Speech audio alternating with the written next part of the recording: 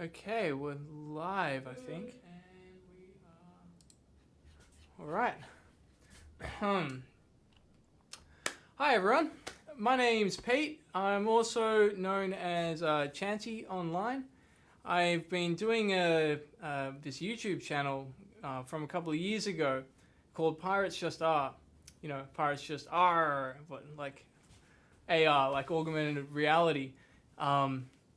Since then, I've been doing a bunch of other stuff. A lot of it's been in the web, and whereas previously I was working in Unity, and I've been wanting to get back into YouTube, and also, well, kind of with a kind of a different intention.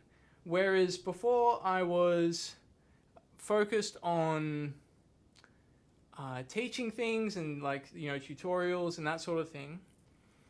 I've got this other idea which I would really like to explore. So the idea is something like this. I'll be doing live coding live streams, and in those live streams I'm going to be working on a project, and that project is it's got I know what it is, and I'm still working out how to explain it. It's kind of like a way for people makers and tinkerers to make something really cool and fun easily, right? And of course that's something that, there's a lot of different ways to go about that and a lot of different ideas. So I've got some notes. I should probably pull up the notes. I think that'll give us a good sort of I can remember what it is I'm talking about. Let me just grab this.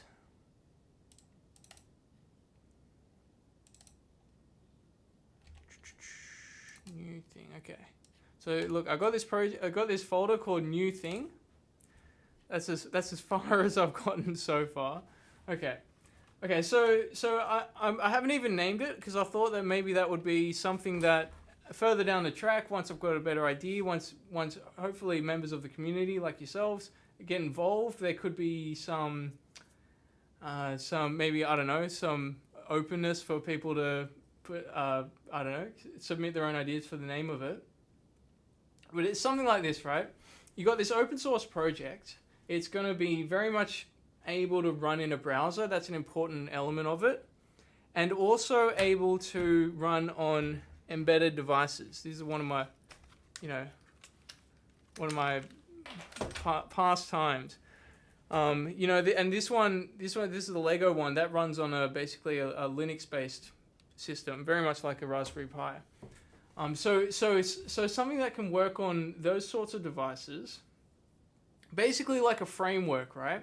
So I've got all these like miniature projects that I've worked on in the past. Some of them web-based, some of them on these embedded devices, and the hope is that I sort of bring it all together and am able to reuse a lot of that code, and also have like a way for me to sort of have that list of things that I got working on. I can mix them together and that sort of thing, and also for other people too. I'm very much interested in a community project where hopefully my internet fam can collaborate with me on. So let's have a look at some of these notes. Okay, so on a high level, let's see, some of the goals are for this to be community oriented. So very, very important for, I guess, we're going to start with live streams, see where that takes us. Down the road, like if it turns out to be necessary, we could look at spinning up a forum, if that would help. It'll certainly be a GitHub project, and we'll be looking into that further down the line. And there'll be something like people being able to mix and match their own little like versions of it, hopefully, and share those with each other, and we'll be able to feature them on the live streams. Like I said, I want it to be something that's going to work on these embedded devices as well as on the web, and even communication between the two. I'm very interested in that. And now this last point, I'm still working out the meat of it. But I'm hoping for this to really work, and there could be an opportunity for this not only to be exciting for makers and individuals, but also something that businesses could use. You know, I've worked at some companies that could really benefit from kind of like these little prototypey little apps or something like that. So there could be a proprietary element to it, and at least starting off, there'll be some parts that I'm wanting to look into some sort of model that's a mixture between you got your open source project, and then you have parts where maybe even, you know, it could turn into a business, and we could have, you know, myself and members of the community actually able to earn a living, working on this full time. That would be really exciting. You know, who knows what that could look like? It could end up being a Patreon style business model. It could be a business to business sort of thing. That's all very much down the track. It's just something that's on the table. An example of this, which I think I've got written down here, an example of this is Discourse. Here we go. So Jeff Atwood is, you know, one of the founders of Stack Overflow, and after Stack Overflow, he moved on to this forum technology called Discourse, and they've got a really interesting business model where you have the core product and you give that away. People can take that, they can put it on their own servers, and they've got their own forums. But then you offer additional services to businesses, and then that's fed back into him and the other people who are working on that project. So it's just an interesting example of how people can get to working on stuff full time. Okay, so with that, and this is probably most important. This is probably what we're going to start off with right now or today. Is we're going to spin up a web page, because I think that one of the funnest things that I can imagine in a live stream is if I'm working on something, hitting the deploy button, and then, you know, the members of the live stream yourselves can play around with it, and we can sort of collaborate. That's the kind of the purpose of, you know, of this, right? So that's what we're gonna. I feel like that could be a good jumping off point. I could talk a little bit more about technology, or I could talk about projects. Why don't we? All right. I'll quickly do a little project section, just to give people give yourselves an idea of what's in my head, right? Okay. So first of all, we're just going to do a little hello world. This is what I want to do today. Is like, I don't know, just get a web page out there that you know, while I'm live streaming, that yourselves can click a button and it does an alert and says hello world or whatever. Because the point of it is to have that rapid, that short feedback loop, right? All right, press button and has an alert. Hello world. Okay, that's the first one. Second one is, you might remember from some of my previous live streams that sometimes I like to draw stuff. And how I did that was actually using a little server and a web page. So I would open up the web page on this one, and it would be getting fed back to the browser. I'd like to re-implement that, but maybe directly re-implement it and just throw it up, or maybe do it in a way that would be in line with the sort of technology that's going to work. This broader technology, which I'll talk about in a sec. So I'm just going to call out the drawing app. And so what that'll allow us is, like, you know, I could just have that open to the side, and while you're watching, you can do little drawings. It's gonna, who knows how that'll go, but we'll do it anyway. That could be a little fun. Yeah, so there's a bunch of different ways we could do that, and I guess now's the time to talk about technology. So recently, the sort of stuff I've been playing with, a lot of web stuff. So obviously a lot of like TypeScript. I'm a big fan of TypeScript. In terms of web UI, I've been using pretty much only React. So I'd like to keep using React because I understand it. I know how to use you know, some of the state management and that sort of stuff. So I'll probably keep going with React just because I like it. In terms of I can think of 3 ways that you would do this. For example, this drawing app, right? That's going to be multiplayer or whatever, multi-user. Now, there's a couple of ways we could do that. Is the first way, the way I got it working last time, is you just have your little socket.io server. Whenever it receives a message, it sends it to all the other people listening. But if we wanted this to be sort of like deployed, right? So even when I turn off my computer, it's still going for everyone to enjoy.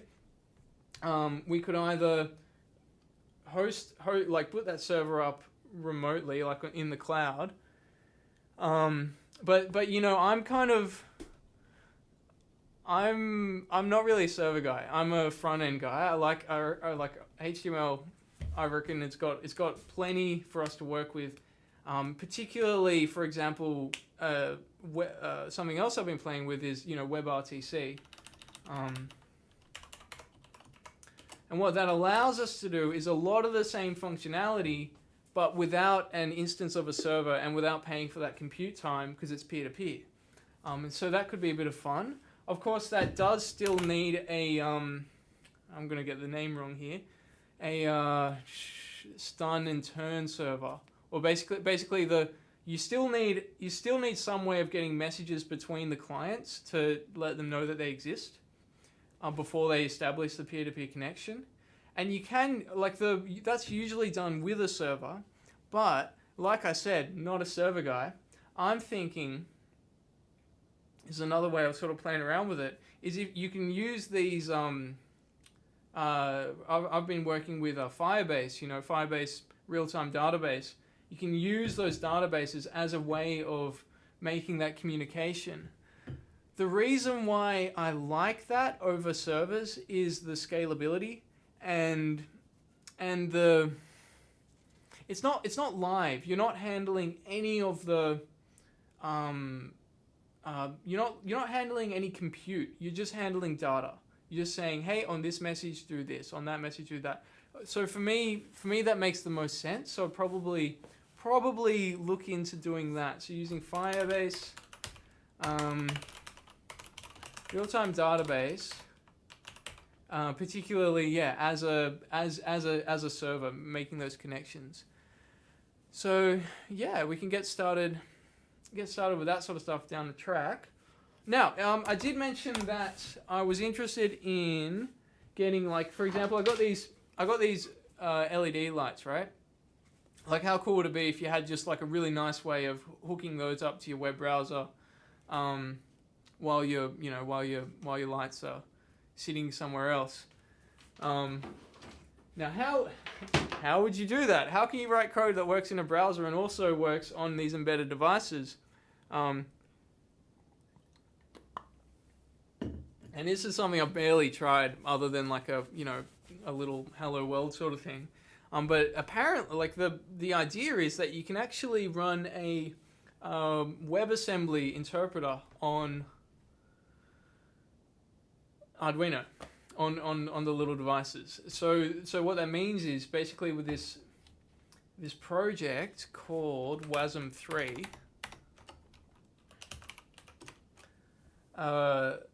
with Webassembly 3, you're basically able to run this stuff on an Arduino. You're able to run Webassembly on Arduino. Now, Webassembly, one of the languages that compile to Webassembly, of course, is Assemblyscript. Right? You follow me? Okay, so Assemblyscript is pretty much TypeScript. It is TypeScript, but more strictly typed. In fact, there's explicit differences between TypeScript and Assemblyscript. So you're able to write Assemblyscript in a way that it you're able to write Assemblyscript in a way that it'll still compile to TypeScript, and so you don't even need to run it as assembly as a WASM file in the browser. You can just write normal TypeScript. So basically, what we got here is we've got one language that we can run in super fast WebAssembly if we want, and it'll run on the embedded devices, or we can just run it as regular TypeScript. Have I got the right page up here? Interoperability, is that right? Portability. Okay, with Assemblyscript using a stricter... Let me see if you can read. Okay, I'm going to put my face a little smaller. With Assemblyscript using a stricter version of TypeScript syntax, the opportunity to compile the same code... You can hear me, I just got a... Hello? Okay, I don't know if you got that. I just got a little notification that the connection dropped out. Okay, usually a strongly typed language, when you go from a float to an int, if you had 1.5 in this example, that would become 1 in Assemblyscript, but it would stay 1.5 in TypeScript or JavaScript because it's just a number. So there's some ways of doing that properly. But anyway, that's something that we're going to look at later. The first thing we're going to do is our hello world. Okay, yeah, wait. So I'm just going to write those down. Assembly script and WASM 3 or WASM. Yeah, I'll actually do WASM 3. Yeah. So at least that's the that's some of the longer term sort of stuff. Right. Okay. So now that hello world we were talking about, let's get started with that. Let's see if I got the right. Oh, I might as well write as well here that we're using Firebase hosting. Oh, and in terms of the format of these live coding, in terms of the format of live streams, I'm also thinking we'll see how this goes, but perhaps to also have like little summaries. If, like, for example, at the end of the video, I know that Dan Schiffman of Coding Train does them, right? He'll do a live stream, and inside of the live stream, you'll do the little wrap up or the little best bits sort of thing. I thought that was a good idea. Like perhaps we could end up with something like that. The live stream being more of a way for me to code while also listening to what you have to say and just sharing it. And then the other stuff can be for the info or like to catch people up or something like that. If they don't want to watch 3 hours of someone coding. Okay, so what did I say? Live streams and also short catch ups or something. Catch ups, something like that. Okay. Cool. Okay, so how do we do a hello world? Well, let's see. First of all, I need to get my folder open.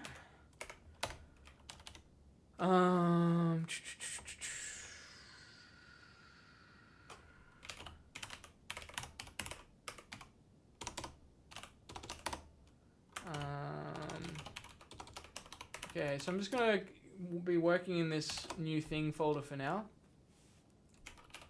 Until we kind of work out exactly what it is we're doing.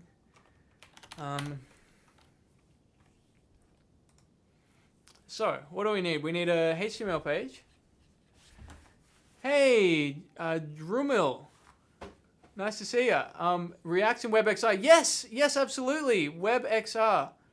Yeah, that's the other thing that I'm interested in. In fact, it's funny you should ask that. I wasn't going to show you this because this is something I was just playing around with. It's not really intended for just anyone to just have a look at it. But I'll share it with you anyway.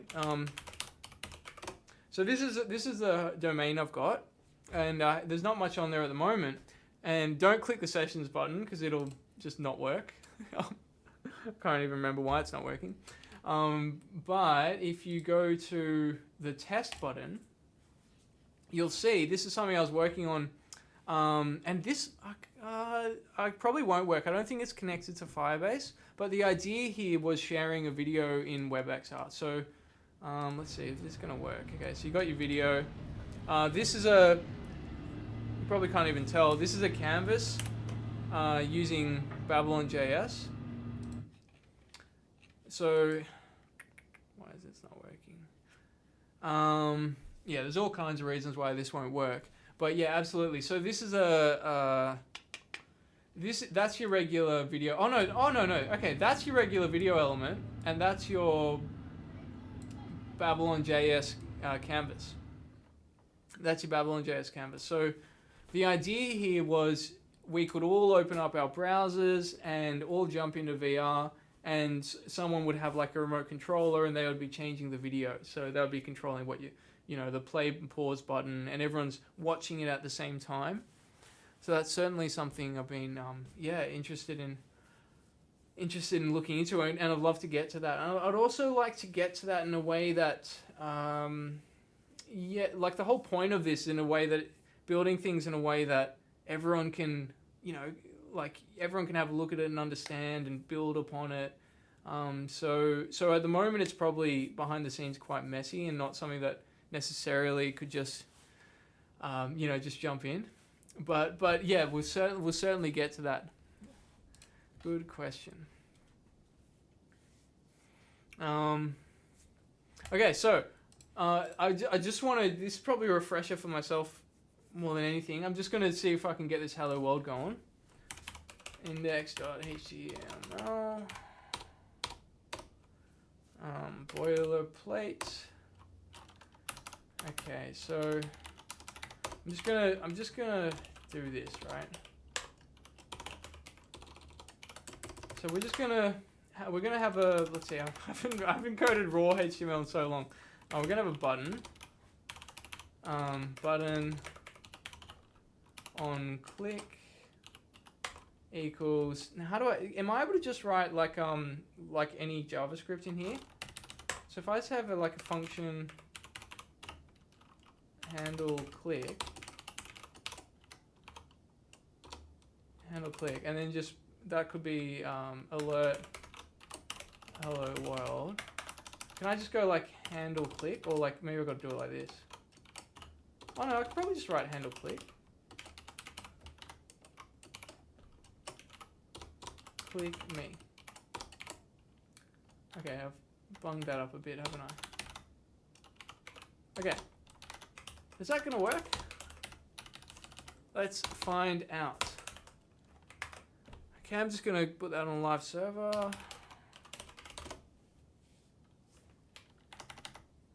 Got a button that says click me, and when you click it, nothing happens. Okay, so nothing happens because on click is probably, doesn't even know what that is, right? So is that, it's not calling it, maybe? Is that going to work?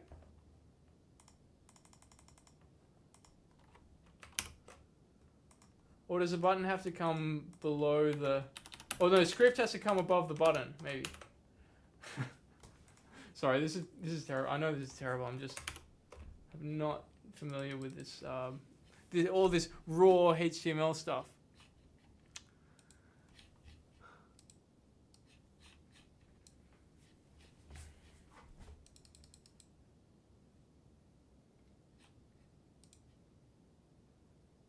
Okay, you know what? There's probably a better way of doing this, right? You just do ID equals button document.getElement by ID button dot on click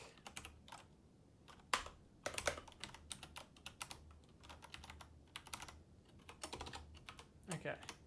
Let's use some nice clean syntax.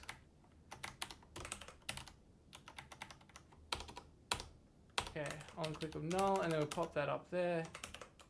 Surely that works. All right, there we go. Okay, so now we have a. Oh wait, sorry, you can't even. Sorry, I'm still working out in the live stream exactly how to set this up so everything can be seen. Sorry. Okay, so maybe it's for the better because I'm showing you something that's working, right? I don't look too silly. Okay, so we've got a button there that says click me and says hello world, right? And I know this is kind of a silly thing to do. This is just me getting the flow together, and you know, might as well do it live. Okay, so now I just got to deploy that, right? Done. I can never remember how to deploy on Firebase. So just quickly look up the steps. Firebase and init hosting, that sounds right. Probably have to be I'm guessing it has to be a node package first, or maybe not. Maybe probably not. Let's find out. Firebase init hosting. Are you ready to proceed? Yes. Use an existing project. Chanty. Public directory. Let's make it public. Sure. Yes, it's a single page app. Automatic build and deploys with GitHub. That sounds cool. That sounds really cool. Build and deploys with GitHub. But it sounds dangerous as well. I think I'd rather manually deploy than every time I think it's probably dangerous. So I won't set up automatic builds and deploys for now. Okay, so now we've got this public directory and index.html. They've filled it with crap. And now I'm going to drag my own one in there. And now I'm going to say, what is it, Firebase deploy?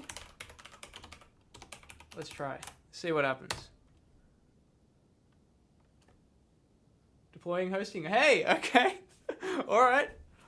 Okay, we're getting there.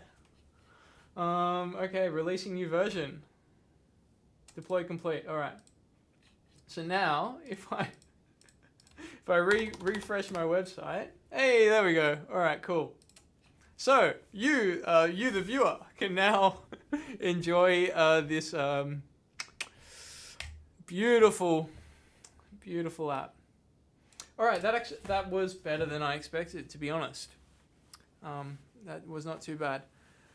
Now what? Now, you know what? I'm just gonna keep going back to my document as I remember stuff. I forgot to mention that in terms, it's not really maybe it's technology. Is architecture or technology?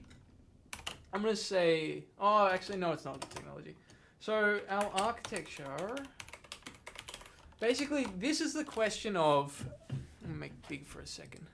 This is a question of how do we build something that I can just, every time I do a live stream, or for every project, add to it, and the community can add to it, and everyone can play around with it in a way that won't turn into a mess, in a way that will be very easy to keep track of. Now I've recently been playing around with ECS architecture. It started with when Unity got on board with that. So I started playing with that. I did a little bit of that, and then I sort of moved into web development, and I have been playing around with. I'll show you all this. Might as well. Let's talk about this for a sec. I was playing around with Webrtc, which I thought, of course, basically Mozilla coming up with an ECS architecture on the web. That sounds so cool. Yeah, let's all get on board with that. Of course, they've dropped the project. They're not currently working on it. So I'm not keen to build upon something that might not get actively supported. And now there's also the other thing I've recently been looking at is apparently this is not the for what it's worth, it's not the fastest ECS architecture on the web. There is another one I've been recently looking at. I am very familiar with Webrtc. There's another one I'm not so familiar with. I'll show you quickly. I've got a directory called work ref, and this is full of all of the projects that I'm interested in the source code, but I'm not going to actually do anything with it, right? I'm just going to, oh, sorry. I'll make myself smaller again. This is where I'm interested in the source code, but I'm not actually going to, work on it. Or, yeah, not at this point anyway. So there is this one, bit ECS. And the interesting thing about bit ECS is they basically decided to write an ECS architecture that doesn't have anything other than typed arrays. Every component element is one of these types. Which at first is like, wait, but there's tons of things you need to, like, imagine in a game you have like, I don't know, what type of weapon is it? A gun or a lightsaber? Well, in this project, what you'd use is, I guess, a bunch of enums, which are very much supported by TypeScript. So that's very interesting to me. Another reason why I find that interesting is that, of course, on these embedded systems, you really don't want to be sending strings around. You don't want to be using strings at all because they just you'll use up all the memory really quickly. So if you just instead only use enums, that's probably quite a nice way to do it. So this is an interesting project, and I might be referring back to it a lot. There's some stuff in here that's it looks very interesting and complicated. Like, for example, there's this storage. I think that's the right class. Resize recursive. It's got a lot of fancy ways of working with arrays. It looks like I'm guessing a computer science graduate, I'd imagine. I'm not sure, but like it looks like someone who at least really understands how all that low level stuff works, which I don't.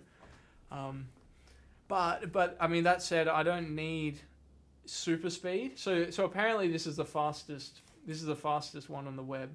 So unparalleled performance benchmarks. If you go to one of these web benchmark I don't know, you call it analyzers or ways of people testing how fast an ECS architecture is. Apparently this one's just the fastest. I don't necessarily need the speed, but I do need something like some sort of rules, like only using typed arrays or stuff like that. But just because I'm wanting to get it running on embedded systems, and at least I guess reasonable speed would be nice, right? So anyway, so I was talking about ECS architecture. I'm interested in doing things that way, and getting that going.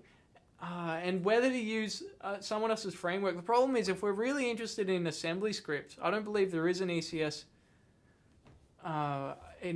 architecture for Assemblyscript. So we might end up writing our own very simple one. That could be interesting. So that's where we're going in terms of the architecture anyway. Not to say that every single thing is going to be strictly ECS. There's stuff like, for example, the Webrtc stuff. Like, there's going to be a lot of a lot of code that's just not ECS stuff. It's just like do this, then do this, then do this, then do this. It's so there's just going to be stuff like that, right? But I'm imagining the core of the project will be something like an ECS architecture. Okay, so architecture, ECS.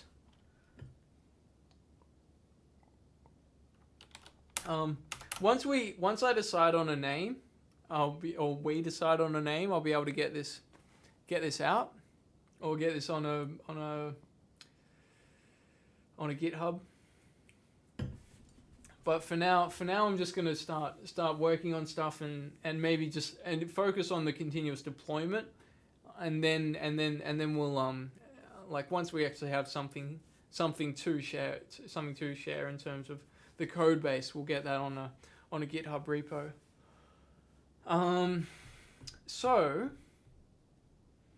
So the next step I wanted to do, or we already did. Oh, okay. So we did a hello world, but we didn't do a WASM hello world.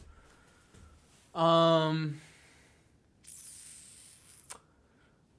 don't know if any of yous have a preference. We could either look into WASM, or we could look into this drawing app. And I mean, yeah, in the drawing app we could see how far we go with that, or we could start looking at, I guess, some of the I don't know what you call it, ways of getting WASM going in the web. It's something I've done a little bit of, but not a whole bunch. But yeah, I'm open to suggestions.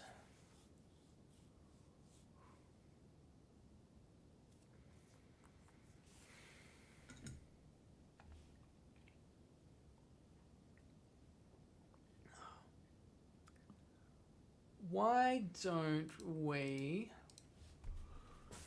Well, why don't we do a bit of reading? I'll take you through a journey of my very messy code base.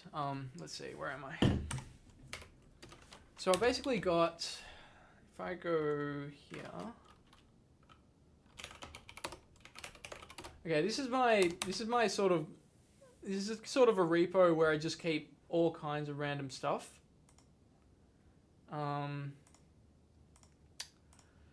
And I don't know, it's probably, I wonder if I can make that bigger. I'm not sure how to make VS Code bigger. That'd be good though, wouldn't it? Oh, you can't even see my mouse. Oh, that sucks. Hold on. There we go. Sorry about that. There's this thing in OBS where if you open up the magnifier, then it'll show the mouse nice and big. Okay. Okay, so I was talking about that drawing app. I can't even remember what it's called. Not yet implemented. SyncPaint. There it is. SyncPaint. Okay, SyncPaint. That was the name of my... Here we go. Use P5.js and socket.io to paint synchronously in the browser. That could be cool. We could see how far we go with that. I don't really want to do socket.io again, just because it doesn't scale, just because we can't... Like I don't, like, you know, it'd be cool to just have hundreds or thousands or however many people, just whoever wants can just start drawing on something. That would be really cool. And to do that, I don't want to mess with all that back end stuff. I'd rather just use Firebase. So why don't we have a look at the source code? I believe it's using P5. Yeah, it is using P5.js. It's probably all a bit messy.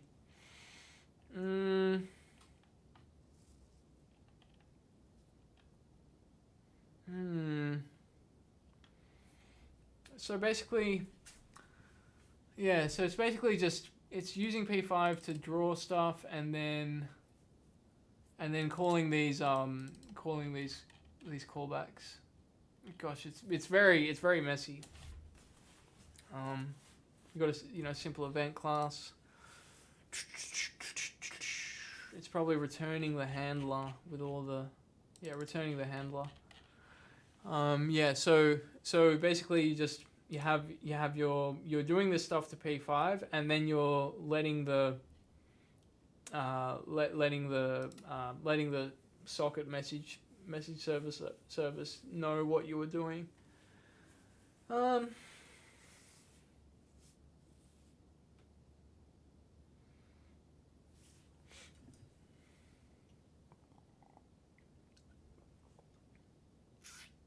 I'm trying to work out how to revive this in a way that it's not going to be like I'm starting from scratch every single episode. Because the idea here is we're building a project and we're, getting all your little modules. So you want to build this as a module of a bigger thing, not just as, oh, here's your painting website. Maybe I should put back that React app. I should put back that React app. So at the moment I've got At the moment I've changed our chancy.org to this crappy little click me hello thing. Maybe we should put the React app back and actually just work on the UI. That's probably the sensible way to do it. And then just for starters, it'll be one of those on the sidebar. We'll just have like a link to the painting app as one of the options you can sort of select.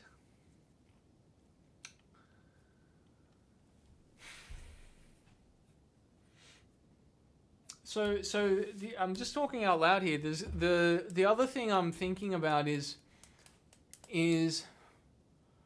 I want to open source all of the painting app, right? That's the whole idea. Open source the project itself. And of course, like talk about a lot of the other stuff we're working on. But do we want to make the whole thing just one open repo, or do we want to make it like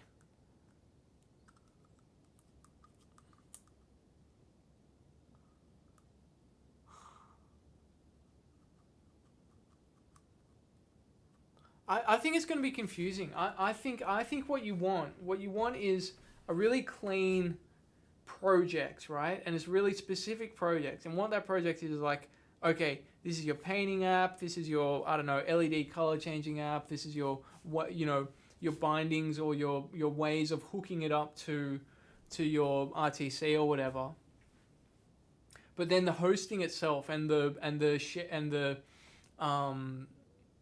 the website where you can go to and you can say, oh yeah, like let's have a look at this person's app, let's have a look at that person's app. Well, that's actually going to be something that's hosted.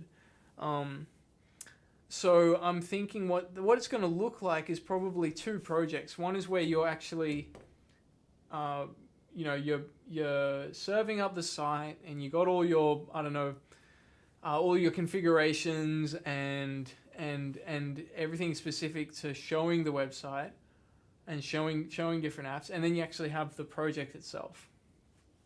So that's what we're working towards. So how I might do that is I'm gonna start by putting up that site again, in a way that's going to be, it's just listing all the projects. And then as a separate thing, we're actually going to make the projects and we're going to have them able to be like shot up to the site. And we'll come up with nicer ways of doing that later on. At the moment, I'm probably just going to copy and paste.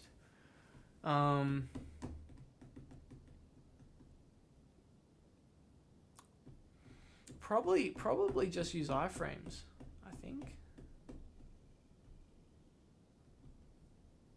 I think so. I think that'd be a nice way of doing it. Real separation of whatevers. Why don't we do the painting app? That sounds like fun. I think that'd be cool. Okay, what would happen? So this is how much I really don't know what's going on in this code base. If I went to archive, like there's layers of I don't know what's going on here. There's archive/not yet implemented, archive/not yet implemented /sync paint. Okay. All right. So now we've got a project open where it's just that sync paint. I don't think it's even got a node module. So if I looked up my npm run commands,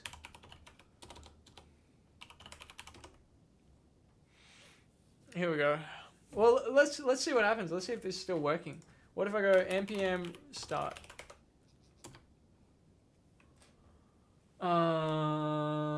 Webpack dev server is not recognized. So that means I need to do an npm install first.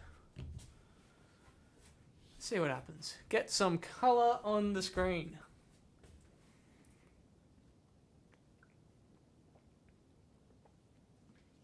Okay, added 574 packages. That sounds promising.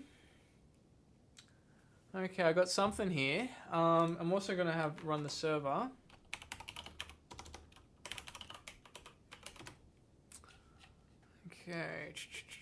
Okay, so I've got some sort of painting app, right? Let me refresh it. Okay, got some sort of painting app. If I opened another instance of it, If I drew a smiley face, hold on, let's just get this over here. Yeah. I gotta work out my. I'm using what's it called? Fancy Zones. It's by Power Toys. It's like a Windows thing where you can get your custom sizes, custom window sizes. Oh, cool. Okay, so it just works, right? So this is okay. So this is what I was using in my previous videos to do painting. It's pretty cool, but I don't like the fact that it's using socket.io. This means that if I wanted to share this with you guys, I got two options. I can forward my ports, which I don't think is a good idea using a dev server. I'm not sure. It might be fine. I just don't know. So I might leave that for now. And even if I did forward my ports, as soon as I turn off my computer, then no one else can access it. So what I'd rather do, and even as soon as I do something else in the terminal and stuff like that. So what I'd rather do is connect this with Firebase.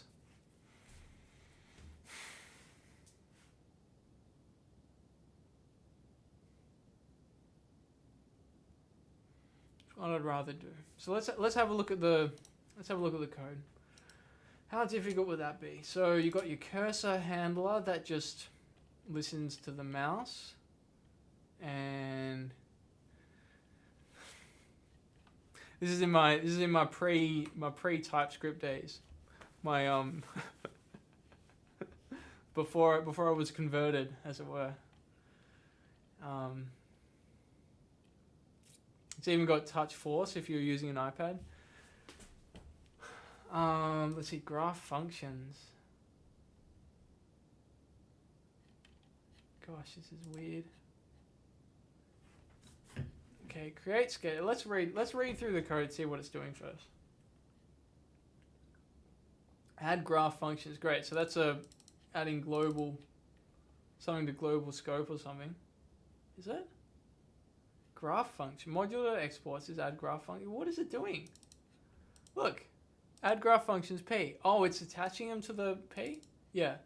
P.screen radius, okay, sure. Just randomly adding stuff to the P5 instance. That's a clever thing to do. Well done. That is not confusing at all. So let's not do that in the future.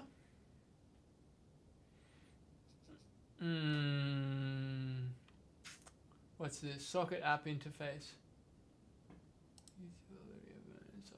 Socket client.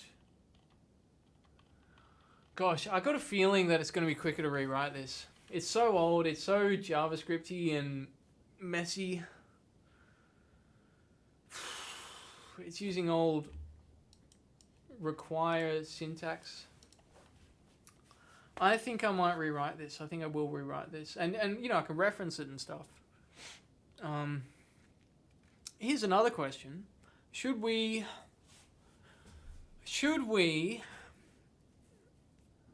rewrite this using this ECS style way of doing things, or just write it as it is? It depends on the priority. Do I want to just get it out the door as quick as possible, or do I want to make it more sustainably? And to that end, do I want to, write unit tests and everything like that? The whole, test-driven development. That could be a fun way to do it. And it's a very satisfying way to do it. And it's very popular. We could do a testy way of doing it. That could be fun. All right. So if we were going to use test-driven development to write it in. Oh, and by the way, if you have any ideas, feel free to just write in the chat. We'll glance at it occasionally. So we could just write in TypeScript using test-driven development. Do we want to use P5? Because at the moment I'm not using much P5, and in fact, you'll notice that a lot of the stuff I'm doing is kind of working around how P5 works. Can you? This is the big question. What I'm used to doing, what I'm happy to do, is just work with pixels. I get pixels. But I haven't worked with raw canvas much. I wonder if you can just randomly set pixels.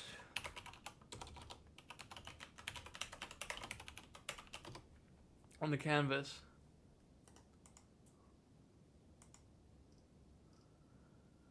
UNA, RGBA, okay. One-dimensional array containing the data between 0 and 255.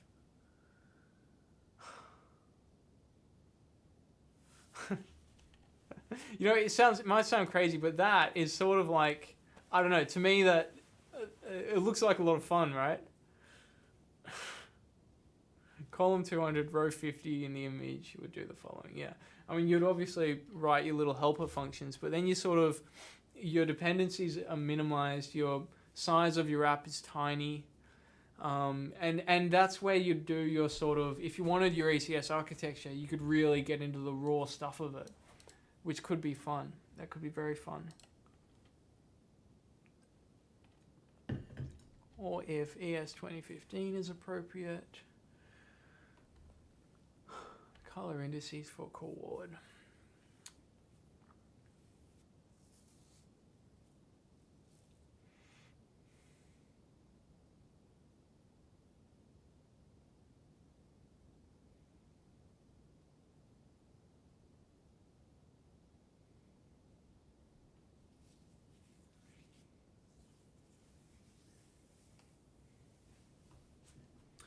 All right, yeah, let's do that. That could be a lot of fun. And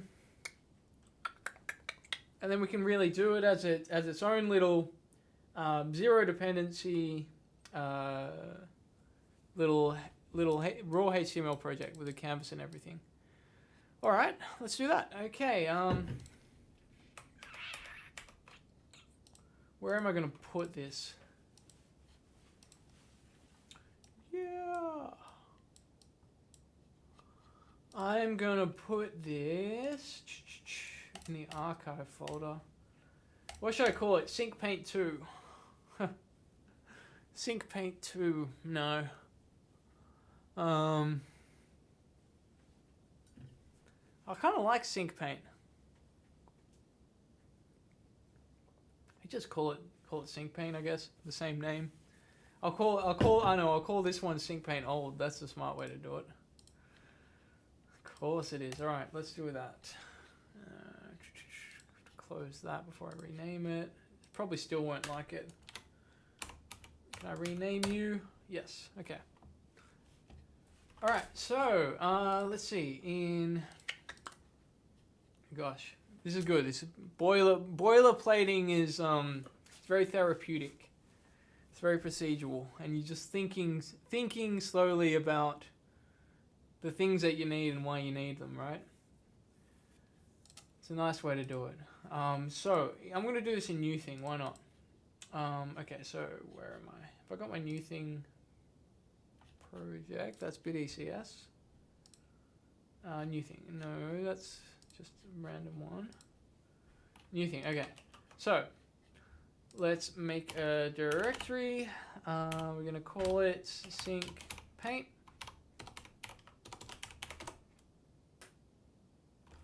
Emder is not a command. Okay.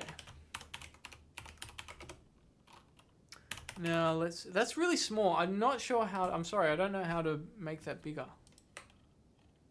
That just scrolls up and down. If anyone knows how to make all of this video, actually, you know what, I'm gonna look it up. Let's look it up. Make VS Code bigger.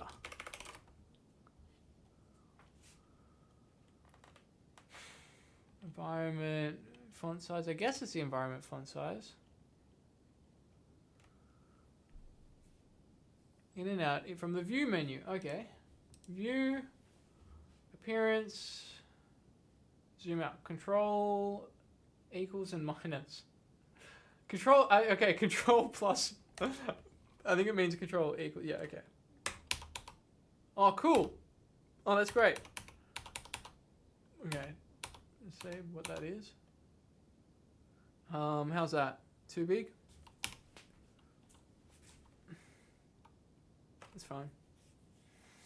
Cool. All right. Let's see. Sync paint. Okay. So now I'm actually gonna open this up in its own clean code instance. And now, of course, first thing we do is npm init-y. All right. So we're gonna start by like all good test developers by writing a test. Okay, so before we write any code, this is the idea, I'm very new to this, we have our source directory, and in there we're going to have our test directory, and in there we're going to have our test.test.ts. Why not? Right, describe test.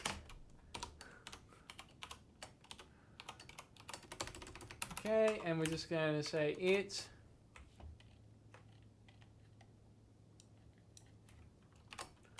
runs without errors. And that'll just be an empty function. Okay. Now, we just go npm run test. Error, no test specified. Okay. So that probably is saying that because we don't have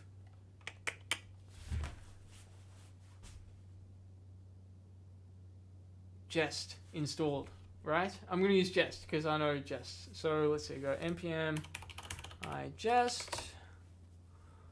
Okay, you know what? At this point, I'm going to just do some cheating. I'm going to look at some other projects just to refresh my memory. Hey Lorenzo, nice to see ya. Thank you. Okay, so this is my, let's see, this is my site. My site has tests, and I've got my jest.config, which looks like, okay, it's got some stuff in there, but JS with TS, just to include JS ES6 modules. I don't need that, but I do need TS Jest, right? No. Yeah, I'm going to need TS Jest, right? So let's see. So if I go to my package.json, it's going to tell me all of my, yeah, so I'm pretty sure I need TS Jest and Jest. And I'm going to need type/Jest, right? Okay, so where am I? It's my new thing. Okay. So we added Jest, but we're also going to need to do TS Jest. I don't think there's any point in me running it. I could give it a go. npx Jest. What happens if I run npx Jest? Oh, it passed. Okay, so it didn't need. Oh, I know because there's no, it's a TS file, but there's no actual TypeScript in here, right? So let's give this a go. What happens if I did it runs TypeScript? Okay, and then we're going to go here, and we're going to go const a, which is a number, equals 2, 3. Sure. Okay. Let's see. Okay, it failed because it's like, what the hell is that? That's not JavaScript. So let's install TS Jest. Now I might need to tell it to use it. I'm not sure. Yes, it still failed. So I'm going to need a jest.config .ts preset TS. Yeah, I'm pretty sure that's what I need. Okay, this is interesting. For Jest to include JS ES6, I don't know if you can read that. Just to include JS ES6 modules. At the moment, we don't have any of those, so I'm going to ignore that. Worry about it later. All I need is this. So I'm going to go to my jest.config .js. I don't think that can be a TypeScript file, no. Module.exports equals, whoops, preset TS Jest, right. All right. You know what? I'm tired of running that jest all the time. So now I'm going to do a watch all. Although, I'm pretty sure if I change the jest config, I'd need to rerun it anyway. But now we should have it always running every time we change something. Should be nice. Okay. I think, is it waiting for me to change? It hasn't even run. Oh, no, it did run. One failed. Okay. Cannot find a name it.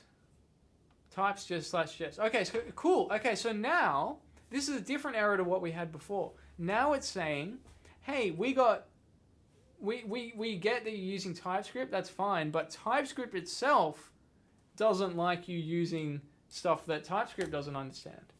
Right? So now we got to install type / jest npm I type / jest, and we'll go back to running it. So now TypeScript knows about jest, and jest knows about TypeScript. All right, and now we're passed. We've got our two tests are passing. Now what?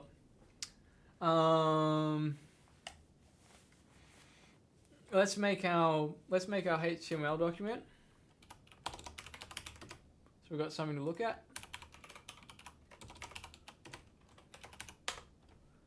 Okay, that's fine. So we just got our regular website. Now, what did we say? We're just gonna have a canvas, right? ID equals my canvas. I don't know. Is that all right? My canvas, sure. It should probably be above the script. Oh, I'm so bad at this. Oh, that's all in this root div. What's that for? That's for React. I don't need that, but I will put. I'm just gonna put the canvas there. That'll be fine.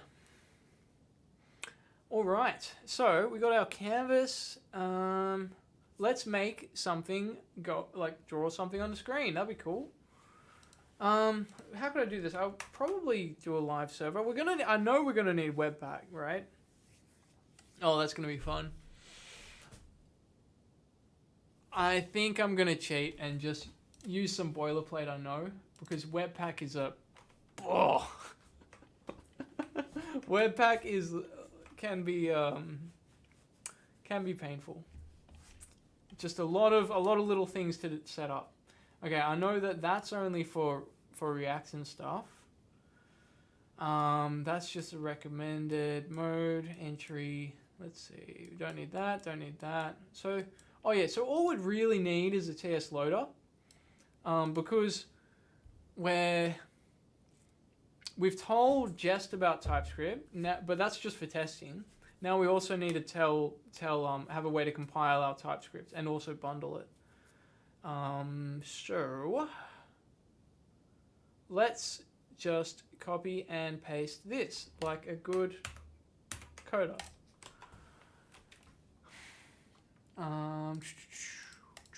Okay, so you know what? It's probably an easier way to do this is just do like this. Sure. All right. Got our Webrtc config.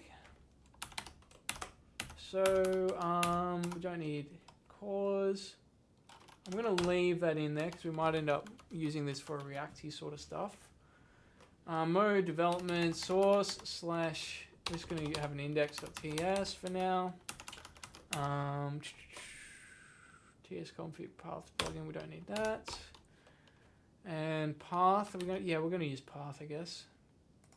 I'm not gonna use any of these plugins. They're for Webrtc, but we're not gonna use that for now.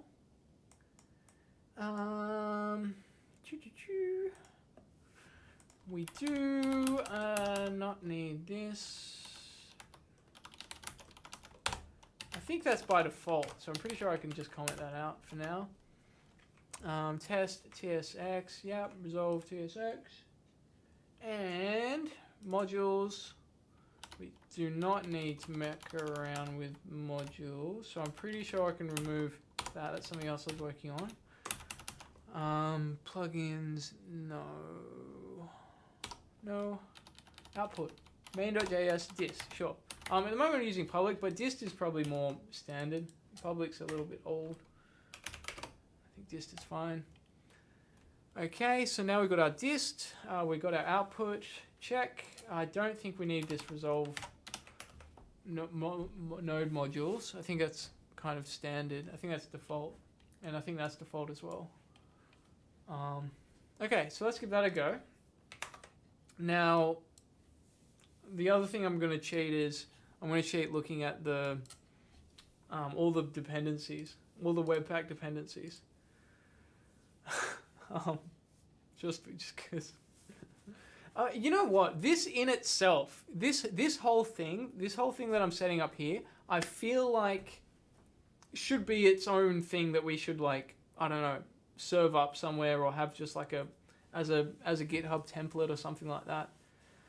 Because of all these little things, and some of them you can just guarantee you'll need. Like, for example, okay, all of these, right? That's all your Webpack stuff. Well, TypeScript, yeah, but Webpack needs that. And then, are there any types that go along with that?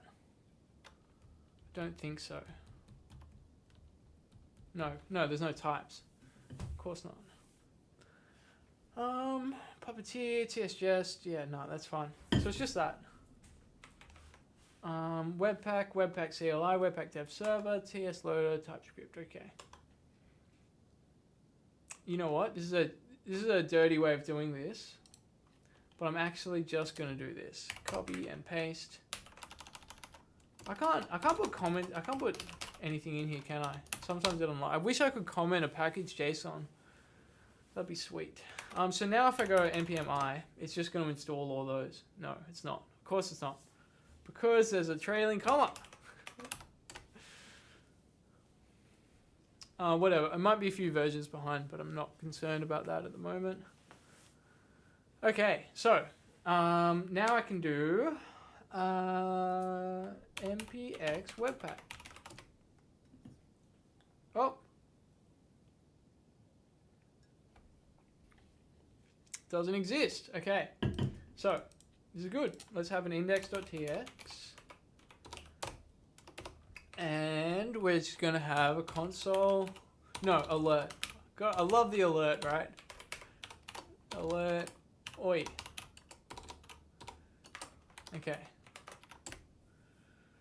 So, no, that didn't work. Files list in tsconfig is empty. In file tsconfig. Well, we don't have a tsconfig.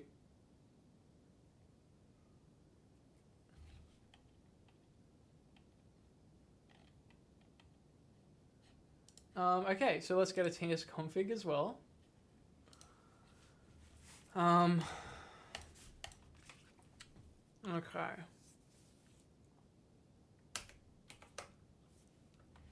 Now this is a very long tsconfig. I don't think we don't need most of this.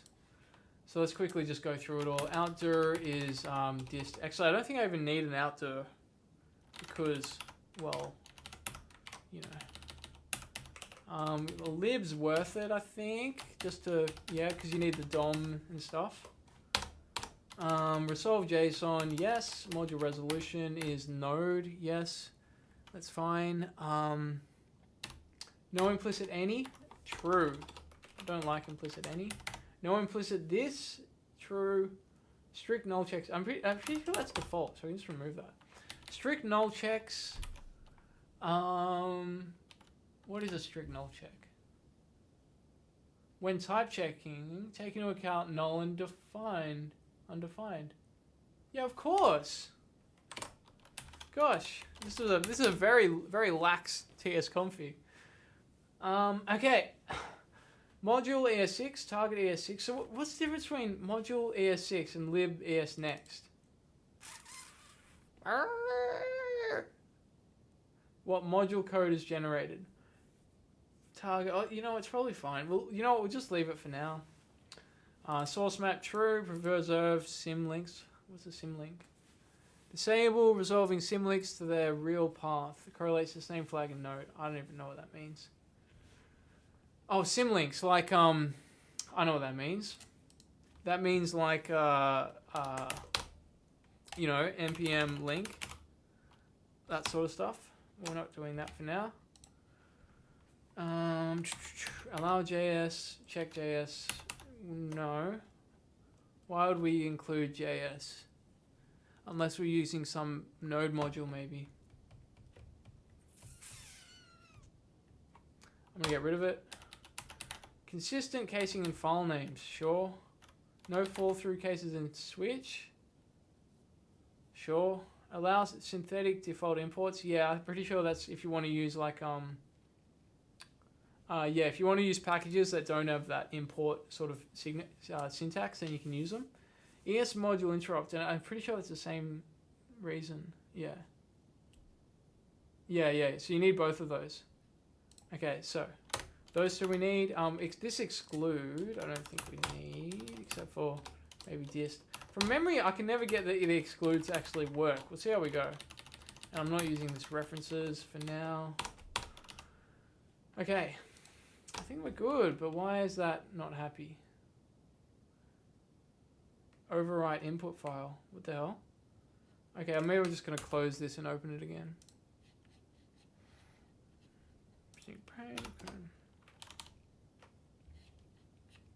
Whoops. What did I do? Oh, what the hell?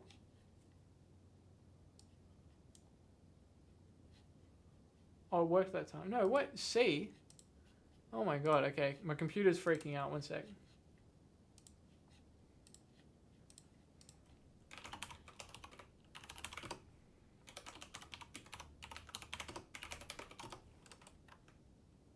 Alright, we're back. Alright. So, sure. What are we up to? I think we're up to just doing a Webpack. MPX, yeah, we're up to doing a Webpack, right? Wait, first of all, let's make sure our test is still working. I don't see why they wouldn't be. We'll double check. Great, test is still working, and are we able to Webpack?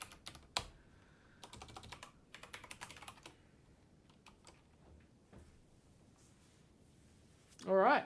And now we've got our main.js, and now I'm just gonna give this a go just by cd dist and live server. Cd dist live server. Okay. Oi. Okay. Yay! Now, how serious are we about test-driven development? Should we be doing a puppeteer test to make sure that that's actually doing what it's doing? No, I'm not gonna go that far. I'm gonna be somewhat, I don't know call it unreligious about using tests. I want to use them when they're useful and leave them when they're not useful. It's getting cold.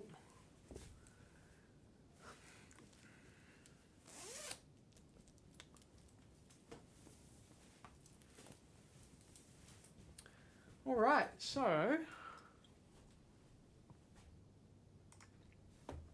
now let's do this canvas stuff.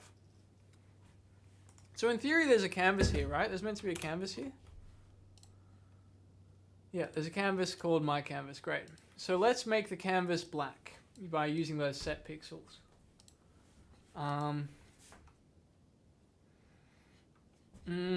Should we use a? No, I'm not going to use a Webpack dev server yet because I'd like to just be doing this mathematically and also using tests rather than visually, right? Okay. Canvas test. Okay. So, what's our first canvas test? Well, let's see. Well, first of all, let's make a canvas. Can we just do this? New HTML canvas element. Okay. Cool. All right. So we've got a canvas, right? Okay. Let's do an expect, right? Expect canvas dot width I don't know, to be 1,000. Makes sense. It has expected width. Right. So now I'm gonna go. And no, we're not gonna just run all of our tests. We're gonna do an npx jest canvas. That should be fine. Oh, but I should do a watch all. I'll do that after. Okay, got a failed test. Yes. Canvas equals new HTML canvas.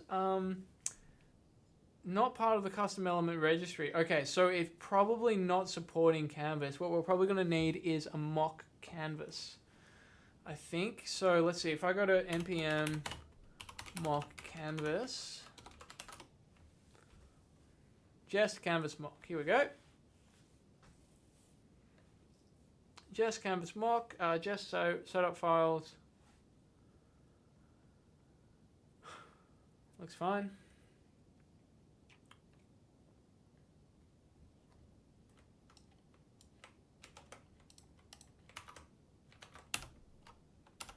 PMI. Was that the most popular? I always like using the most popular one. Yeah, it looks pretty popular. Yeah, it's absolutely the most popular one. Okay. So, npm, oh, where are we? npmi. What's going on? What? It's frozen.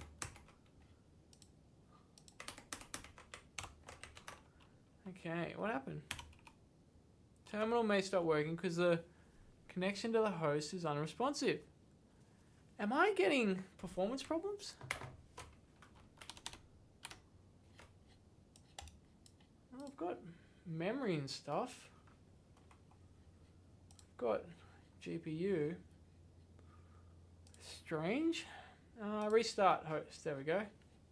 Try that. Okay, I think we're back. Now, what are we doing? Yeah. npm, what's it called? Just mock canvas. Just canvas mock, of course. npmi just canvas mock. Okay, and in our just config, we need our setup file. I think that's fine. Now we run our test again. Bam, bam, bam. Why'd that fail? Invalid constructor. Okay. Well, that's probably got to be our first test, right? Okay, it creates a canvas.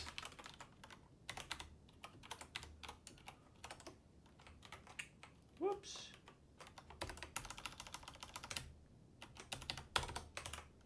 Okay. No. Let's canvas element. Okay.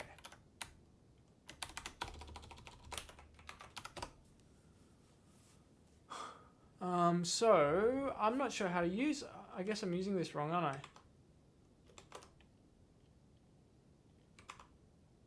Let's go back to that website. Not that. Not that either.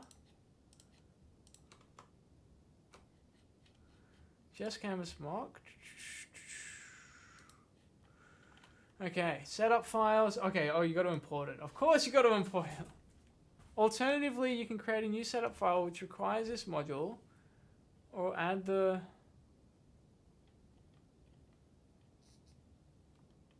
This is weird. Am I doing it wrong? Or is this not how it's supposed to work? Is it just supposed to give me a context rather than create a canvas?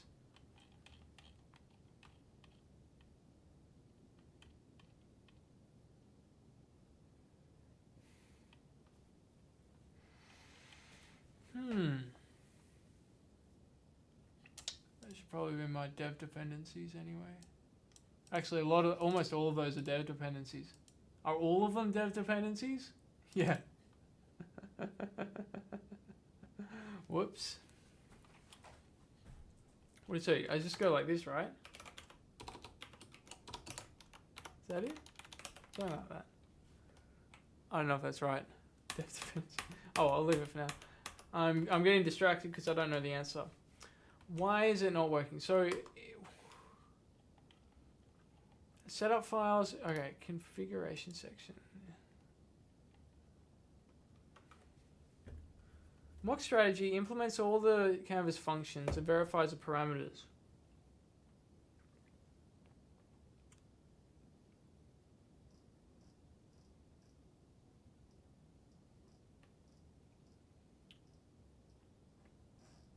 But does it actually let me create a Canvas element? What else have we got? WebGL Canvas mock. Ooh, that sounds cool.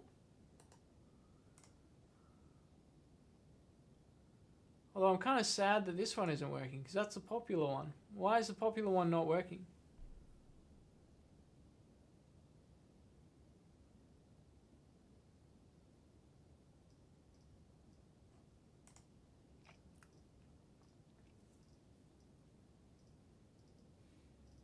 Wait a minute, this is the same one. This is the same, or at least the same guy. This is almost exactly the same README.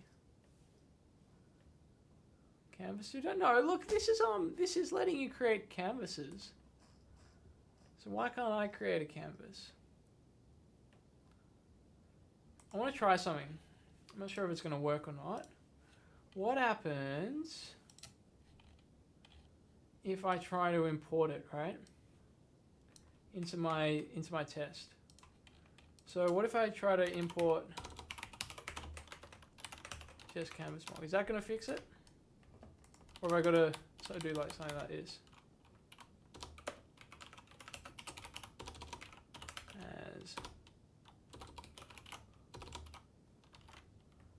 What about that? So it doesn't tree shake out of it. Something.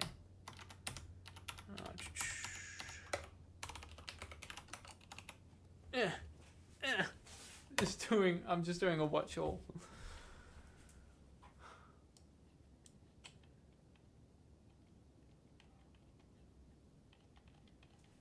Okay. No, that didn't work. HTML canvas element. Okay. So what about canvas mock dot, what does that have in it?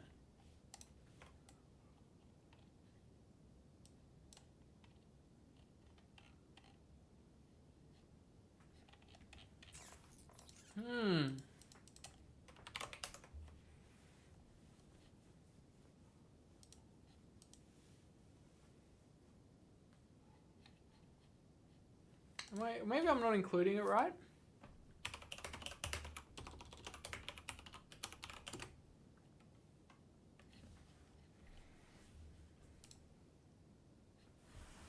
Setup files.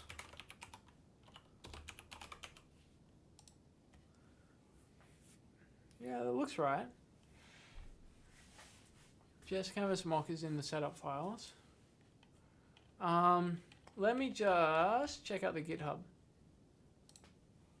There might be some more documentation.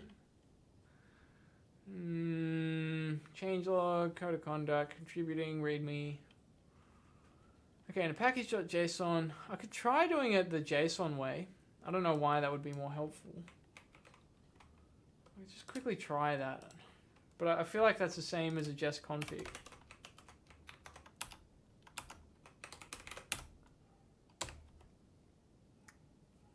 Worth a shot. No, they both failed as well. It's alright.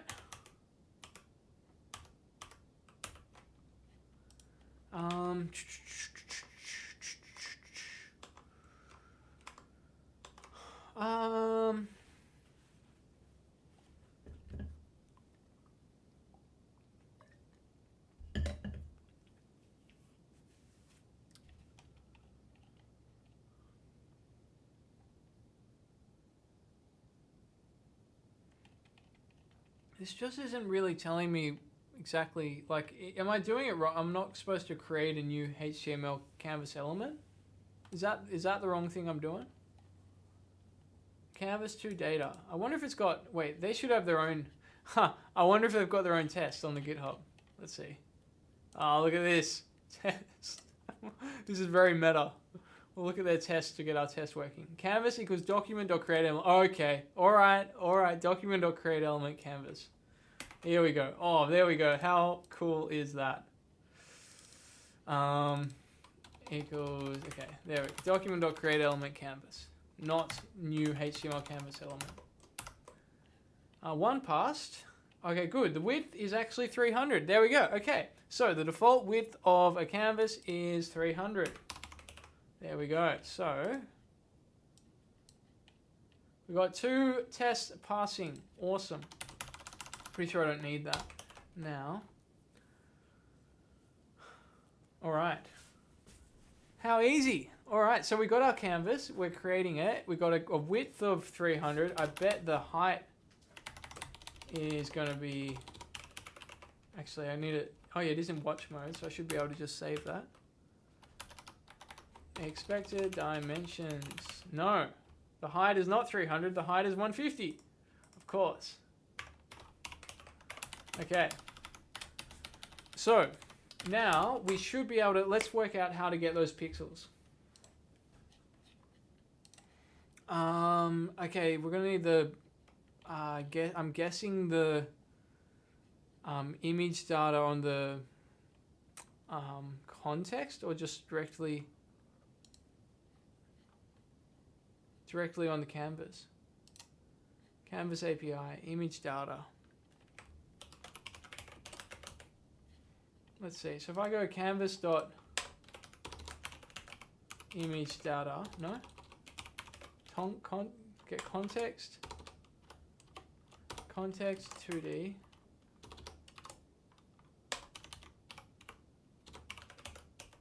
Get image data. Okay. Source. Why? I just wanted to get the image data. Okay, image data. Okay, so created using the image data constructor or creator methods on the canvas rendering context 2D. Why would it be? Wouldn't it already exist? I thought it would just exist and you're accessing it. Why am I creating it?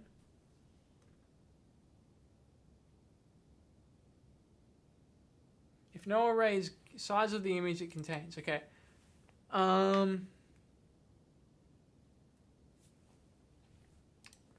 Create image data. Okay, here we go. Create image data. Okay, so this should... I shouldn't have to give it parameters because it should already know how big it is and stuff, right? Can't I just say create image data?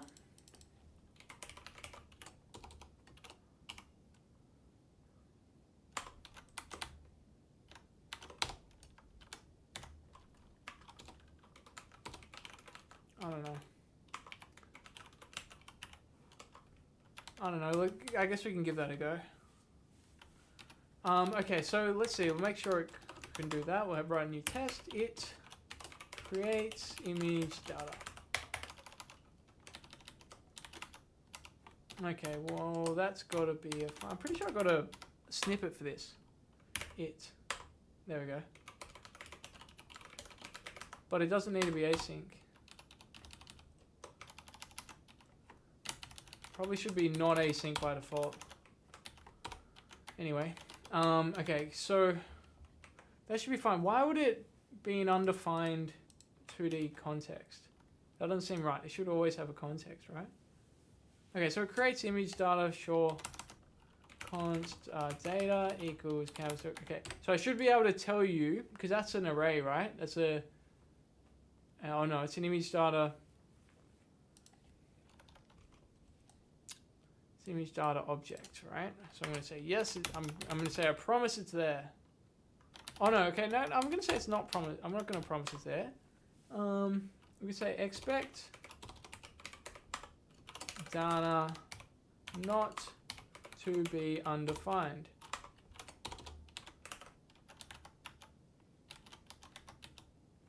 Okay, so data dot. Okay, here we go. Data, sure. Oh god. Okay, you know what? I'm not responsible for a variable called image data. I'm going to just call it image data fine. Image data. Okay, image data dot data dot length, right? I can say length for a length. Okay, so const num pixels. Just to prove that we understand this, the number of pixels is the data dot length. No, well, no, that's okay. No, number. Okay, see if we get this right. The number of pixels is width times height times 4 for RGBA. Wait, length. Oh god. Okay, so no, number of elements. Let's start with this, right? Num elements equals canvas dot width times canvas dot height times 4. Okay, so we can say expect num elements dot to be that. You know what? I'm just gonna make this a bit easier on myself. Const. Oh, what's a good name for this? Image data dot data. Let's see. Maybe pixel data, because it's not really. I wouldn't call it just pixels, because pixels is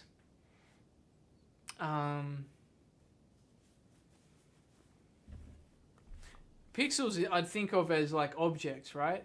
But this is like, I guess I'll just call it pixels. Why not? I'll just call it pixels. Why not? Oh, but that's not the number of pixels, right? Because there's 4 times the number of pixels. So I'm just going to say pixel data.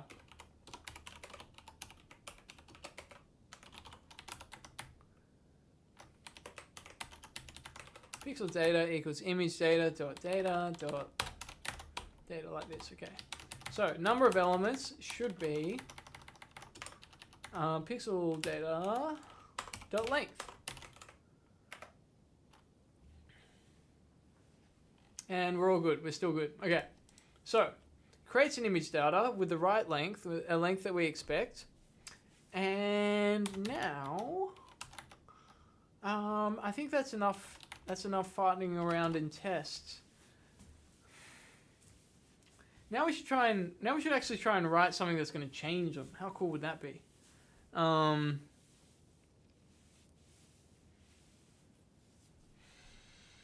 So this is where we're going to write a very simple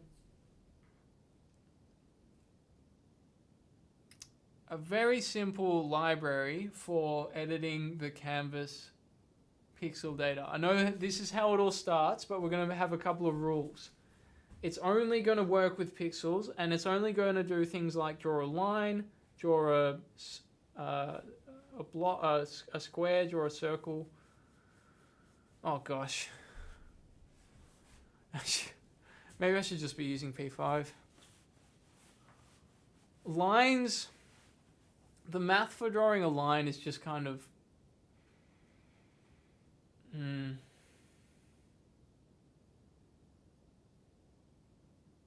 you know, we're getting diminishing returns from writing our own thing. You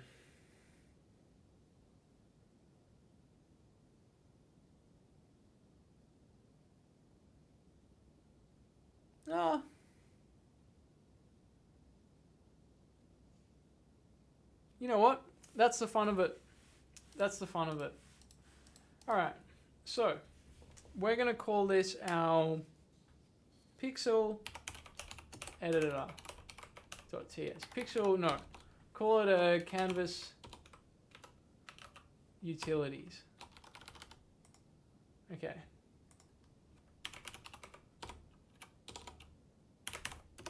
Well, actually, it's quite a specific. I'm going to call it a pixel utility.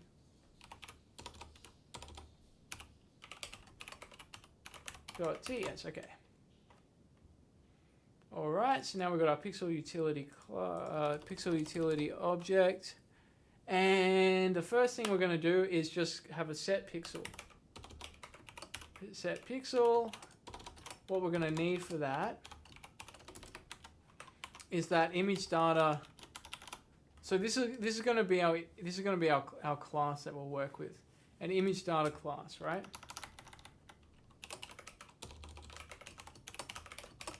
The reason why I want to have this image data instead of a raw array is there's going to be some stuff that'll be very useful to know the width and height, and that's exactly what this image data can do. So for example, we go data dot width, height, and data. Yeah, uint clamped array. Cool, values ranging from 0 to 255. I'm liking this decision already. This is very sort of close to the metal. And this is the kind of work that we're going to need to do on our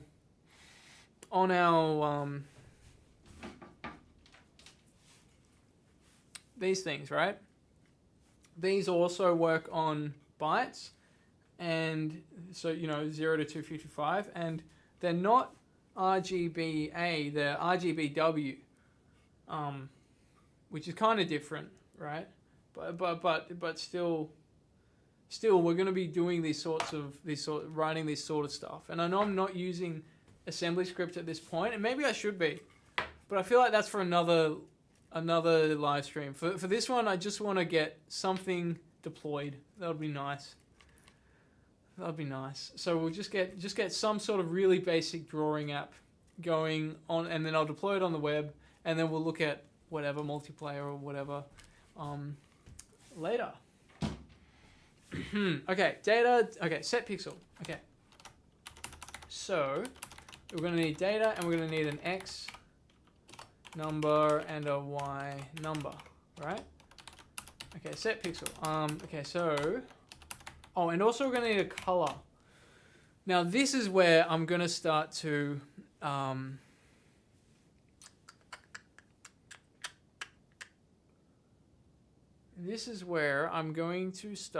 create my interfaces. So we're going to have a color interface, right? Which is just going to be an RGBA, which is just going to be a color.rgba. Yeah. So I'm just going to write it here for now. Color R number, G number, B number, A number. Okay, so when you set a pixel, you're gonna have to give me a color. Oh yeah, this is why I don't do this. Now this is one of my decisions, like one ways I write interfaces. I know some people frown upon it. The other way of writing it is like this, color, like capital C, but that's confusing because that's how people write classes. Whereas this isn't a class, it's an interface. So I'm going to write it with a little lowercase I in front of it. Okay, so you set the pixel on the data, right? And how we do that is, so we say const IR, so with the index of the red is going to be, let's see, okay, x equals, we know this, okay, so x equals, this is where I need my drawing app. You know what, did I have an instance running? Oh man, I actually want to get that drawing app up again just so I can work this problem out to write the new drawing app. Should I do that? Yes, I'm going to do that. Okay, so where am I? CD archive. Not yet implemented. Sync paint. Old. Okay. Oh wait, I probably don't need to open in code. I just need to go start. npm start. All right. So you got all your pixels, right? What's the best way of doing this? What am I drawing? Okay, so you got your like your all right. So first, what do we got first? We've got a width.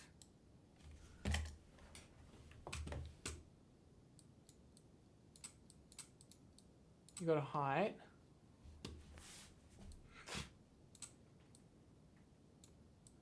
Height. Is that right?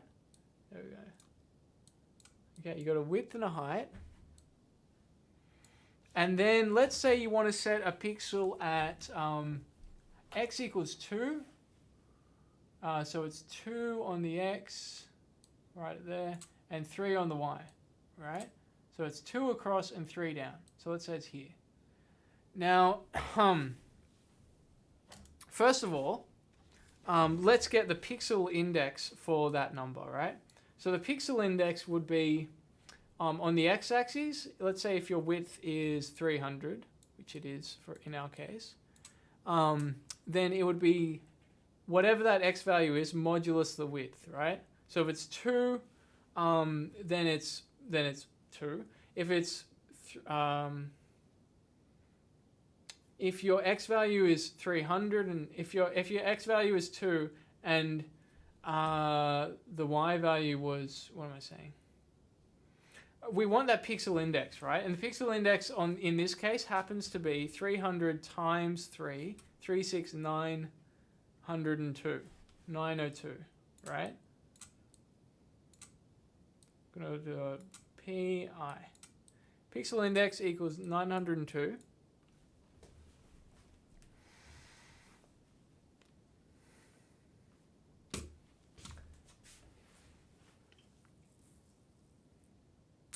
So the x value is whatever the x is of this pixel index. Am I going the wrong way? I think I'm going the wrong way around. X is, yeah, I'm working out from pixel index to the x value, right? Whereas if you're given the x value, it's actually x plus y times width.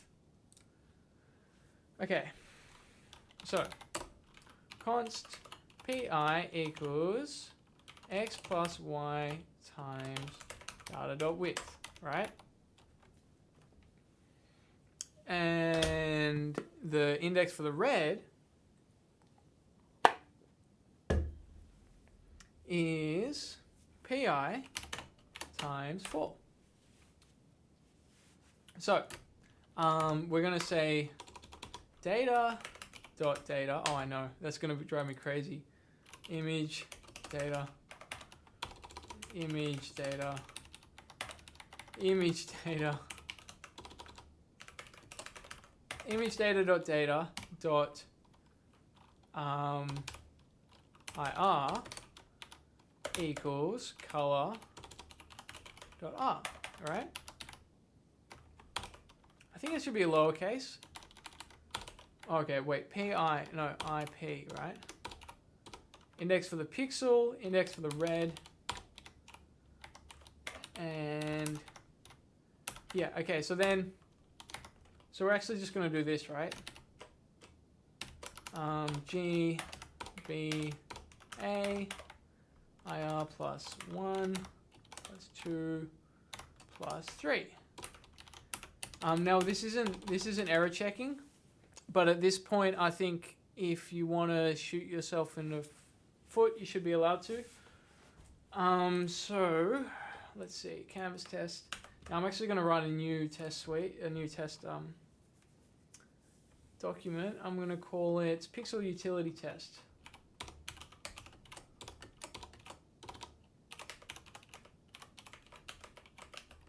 Okay, now I'm going to actually have a test utility as well. Just for basically this. Canvas, create a canvas and give me its image data. I don't want to do this in every single test. So I'm going to have a create. If we're testing the image data, we just want to be able to get that really easily. Export equals, actually this is almost like, this could even be useful outside of the test. Except this is creating a canvas as well.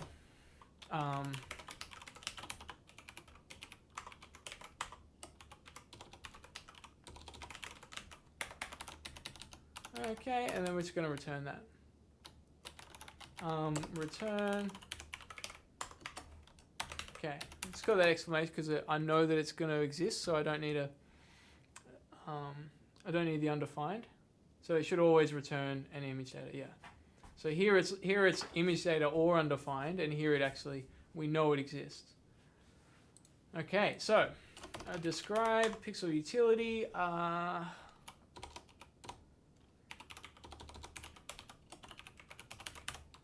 Okay, it sets a pixel. All right, so const image data, create image data. Oops. Okay, create image data. Now we're going to say const. Okay, so now we're going to say const color equals R 0 G 255 B 0 A 0. Now I feel like these should be kind of optional. I'd be okay with someone saying, "Give me a color." No, actually, I'm not going to do that. For now, that's what a color is.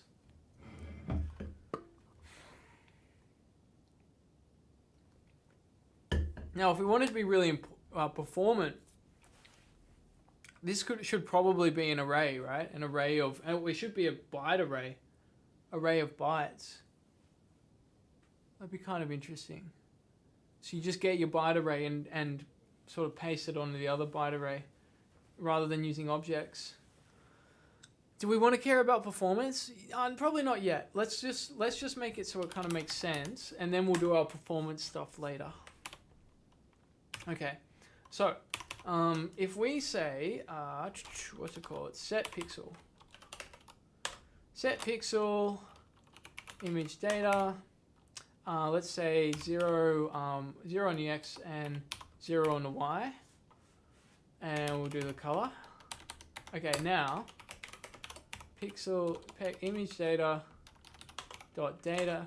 Okay, so now we've set the pixel to green on the zeroth pixel. So that means that image data dot data 0 to be 0, because that's the red, and then the green should be 255, and the rest should be 0, unless an image data is I don't know what the default color for an image data is, right? So I'm just going to do that. Just going to test the image data really quick. It has zeroed out elements. Like, it could be white, or it could be black, but with no alpha as well, which would kind of make it clear. Let's see. I'm just gonna do this dirty for now. Image data. Okay, so let's see. Expect image data 0.2b 0. Let's try that. All right. Dot data 0. Okay. Yep. Okay. So now it should be that for the. I just want to test RGB. A. Yep, they're all 0. So if the alpha is 0, then it's clear, right? It's see-through. That's fine. That's fine. Now let's test our pixel utility.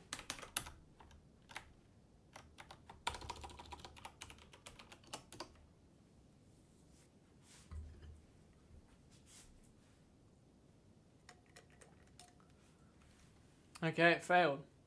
Set pixel. Set pixel is not defined. Huh. Then why didn't TypeScript have a go at me for it? Oh, I know. Didn't export it. But it should have still been, it should have still, oh yeah, no, it does find that confusing. I don't know why it finds that confusing. Doesn't matter. Here we go. Come on, I changed it. Okay, here we go. Okay, so it didn't, oh yeah, because that's, okay, whoops. 0, 1, 2, 3. There we go. Great, so the 0th element sets the 0th pixel. I don't know if that's a word. 0th, the first element, I guess. Sets first pixel. Okay, because that's an easy one, right? Because that doesn't test that x plus y times width. Let's do that now. So let's do a set the, let's say, I don't know, 300 times 150. What's a number that's right in the middle there? 1500, right? 1500th pixel. So, wait, I don't even know what that is. Okay, actually, let's just do it like this. 150 on the x, and on the y, it would be like 75, right? So a pixel that's right in the middle. Okay, so now I can work out the pixel index by 50. Okay, so I'm going to do it like this, right? Const x equals 150. Const y equals 75. Pixel index equals x times y times 4, because we got that RGBA. Image data x, y. And now we're going to look for pixel index and pixel index plus 1, 2, 3, right?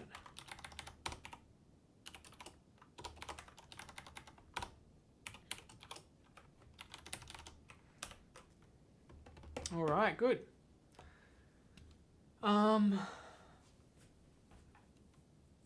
Okay, so that didn't work, right?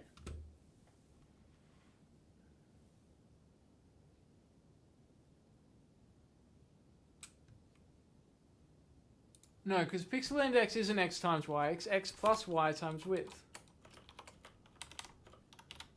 Actually, you know what? That should even be a function in the pixel utility, right? Because we're not that serious about inlining stuff, and I'm pretty sure if we wanted to, then there's like decorators or whatever when we get to Assemblyscript. So const get pixel index. Now we're gonna have to get used to this, because we're actually saying a pixel index is one of those multiplied by 4 sort of things. I know that's going to get messy. We sort of need a different word. I'm going to call it pixel array index, or array index. Get pixel array index. Pixel array index. I like that. Okay. X is a number. Y is a number.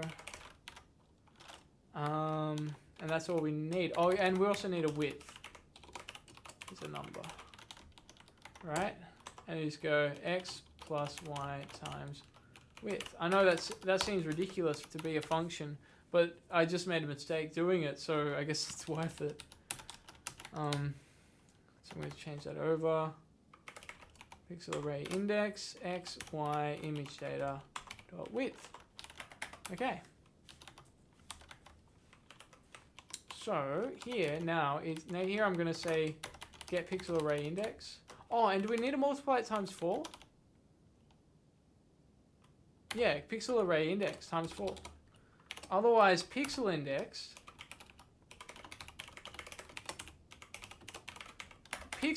would be without the 4. So you almost want it like this, right? The pixel index is just nice and simple, and the pixel array index does the same thing, but multiplies it by 4. But I'm not gonna make it call the other one. That's just a little bit too many functions within functions. Pixel index, pixel array index, that's fine. Okay, so then you don't need that IR. Instead, we just go index. Do I have to? I'm just going to say I. Const I. It says it right there. Const I. That's not too hard to understand. Oh, why can't I do that? You've got my like multi-select anyway. Okay.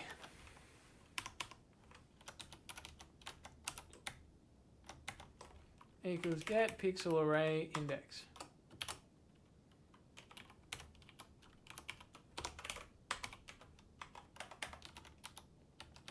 Okay.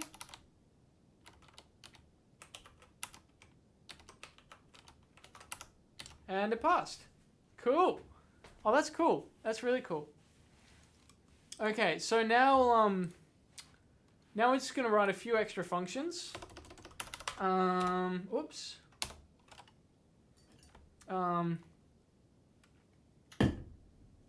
One more I want to write is just to clear it, and I think that's going to be it. So we're going to write one to clear it, and then we're going to throw it all together.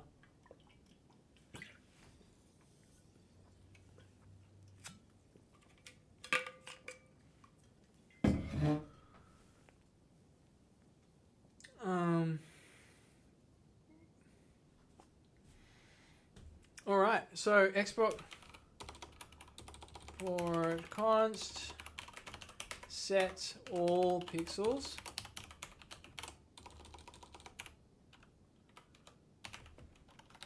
It's quite similar to this signature, except instead of an X and a Y, we're just going to go through all of them. So for I equals 0, I is less than. Now this is a little bit weird. So I is actually going to be per pixel. So I is less than. Okay, yeah. Right, we're actually going to use X and Y.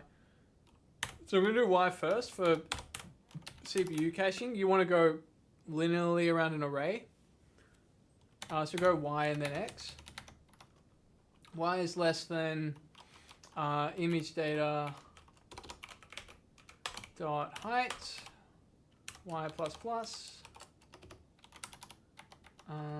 Is that wrong?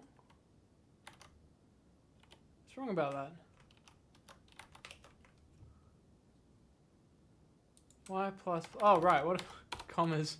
I'm so not used to using semicolons. And then we're going to same with X. X is less than image data dot width and X plus plus. Now we just do const I equals. So this is where we're going to get pixel index. No, pixel array index. X Y. Yeah, image data dot width, and then we're just going to do really easy this. Now we could do set pixel, but then it's doing that I all the time.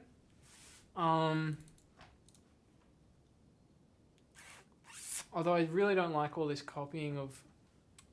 You know, it's not so bad. I mean, I think that this is quite a low level library, and it's better to have this than functions within functions.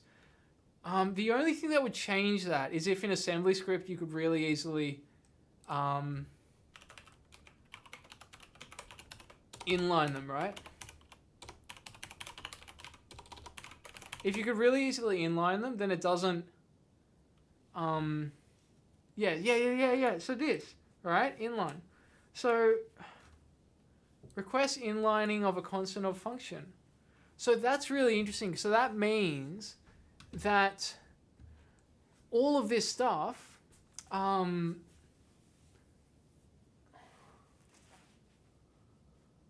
if we wanted it to be really, really performant, then we can just do that.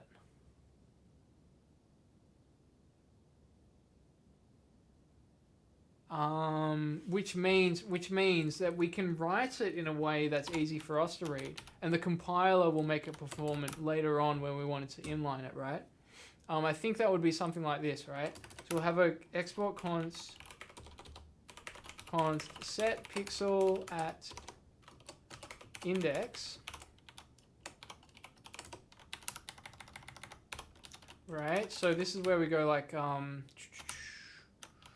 going to make a change here, so I need to make sure the test runs again. So all that set pixel is actually convert the x and y to an index, and then set that pixel array index. But this is where we've got to decide at pixel array index, not at pixel index. This is where we've got to be quite specific. Array index, right? XY, and instead of XY, it's an I. It's a number. Okay. This would be a lot more fun in Assemblyscript. I think that's what I'm going to do in the next in the next live stream. I'm going to convert all of this to Assemblyscript. That'll be really cool. Okay, so now set pixel at array index, image data, I color. Okay, so when we wanted that to be optimized, we're just going to do this, right? So that is a something that for Assemblyscript. So you're just going to inline it, which means that it's not calling functions from everywhere. But that's for later on. Why is this? Oh, set all pixel. Oh, okay, I don't have closing bracket here. That's fine.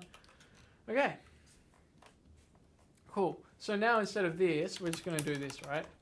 Set pixel at array index, image data I color. Right. Cool. So set pixel. Okay, so now I'm just going to test the set all pixels.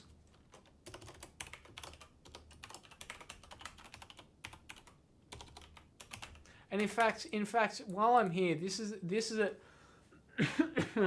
I should be able to say image.data at array index to equal a color. So that should be a probably a test utility, or just like get color.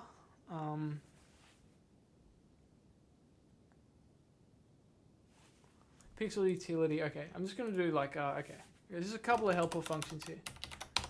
Export const is color equal a color, b I color. Okay, so we're just going to do a dot r is equal to b dot r, and a dot g is equal to b dot g, and a dot b is equal to b dot b. It's a tongue twister. And a dot a is equal to b dot a. All right, that's it. Is color equal? Okay. So now instead of that, I'm just going to do a color equality, and finally, I'm just going to have a image data data array to color, right? So instead of this, image data dot data just like data at index array index to what's that going to be called? It's called export const get image data index color, image data color at index, right?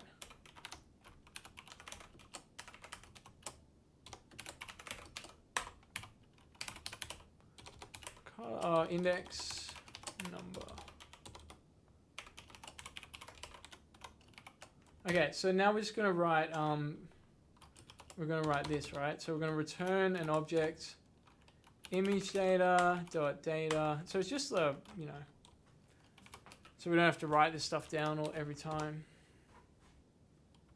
So we're going to have an R equals image data dot data index.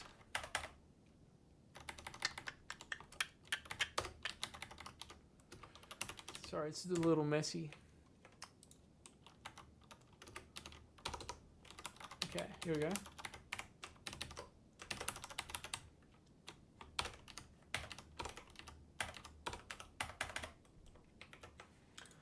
Okay, RGBA, index +1, +2, and +3. Now, why is that not happy? Oh yeah, I keep forgetting this equal sign. Okay, get image data color at index. That is a bad name. I don't think it's necessary to have, like if you're passing in an image data, you don't need to know that, or at data index. Yeah, that'll do for now. Get color at data index. That's a little bit better. Okay, so now, if we have a look at our tests, I'm going to do some refactoring here. It's just going to make things a bit easier. So instead of this, we're going to first of all say const col, const set col equals get image data. I'll get, I already forgot it, man. Get color at data index, and the data index is 0. And then, oh yeah, and we pass in the image data. Now, the other way of writing this, at the moment we're passing in the image data all the time. The other way to write this is using a factory pattern where we pass in the image data to like a pixel utility object, right? And there, it's just going to have all of the same functions, but you're not passing in image data all the time. That's something we could look into later on. Might be a bit cleaner. Anyway, const new color. I'll call it a new color. And now we say expect color is color equal new color got to be truthy. Okay, that didn't work. Good. Why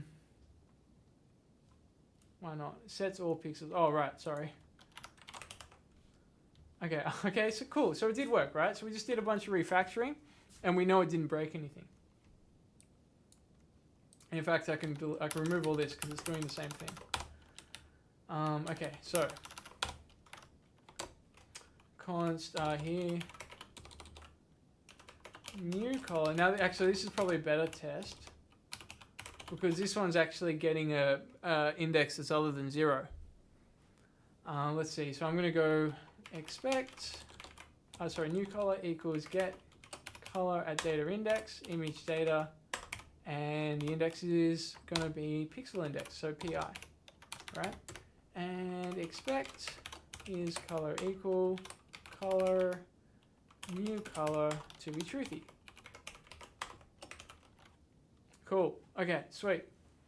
So we've done a bunch of refactoring, and now that now it's still working the same way. So now let's do the same for set all pixels.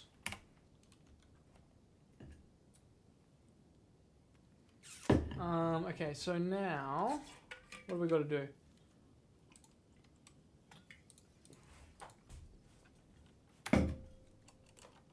Create a function, and we're just going to say we're going to just take this. Actually, this is almost like a a green, right? The alpha should be 255. This is almost like you should say this, right? Const green equals this, right? And instead of all this, we should just say set it all to green.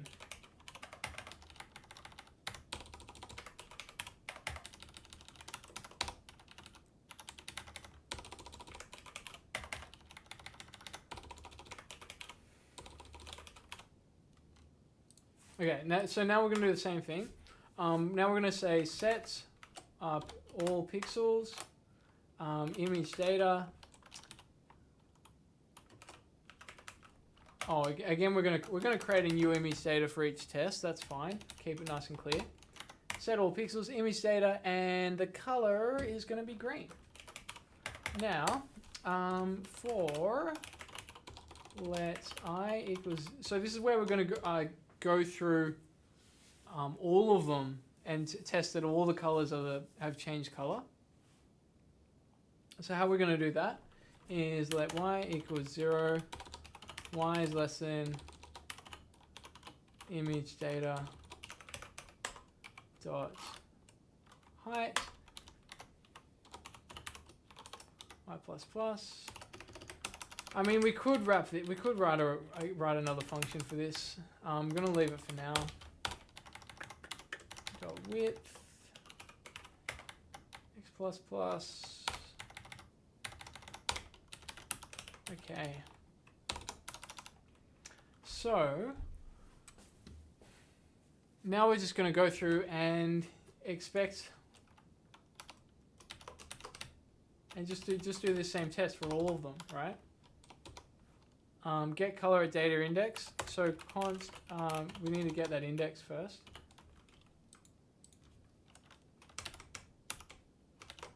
You could have a get color at you know what, I'm done with the. Well, I won't do any more wrapper functions for today. I'm quite curious to see how this goes. So,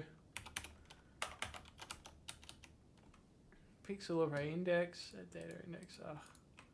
Naming's not great, but that's all right. Okay, yeah, maybe that will take a while. It's got to run a lot of tests. Perhaps too many. Because I'm asking it to do that like, how many times? 300 times 150.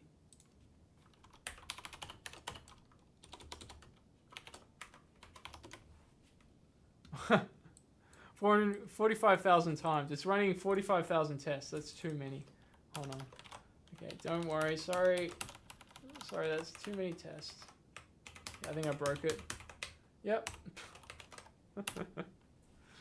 Let's give it another go. Okay, forget that last one.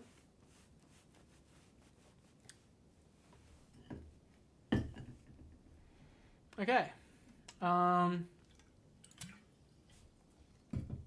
Instead of that, I'm just gonna test a single pixel,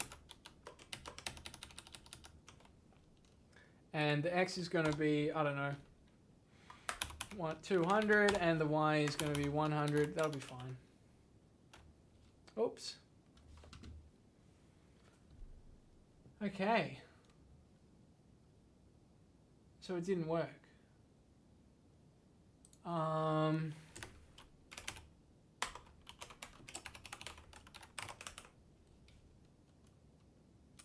They're still all 0. Okay, that's cool. Set all pixels. So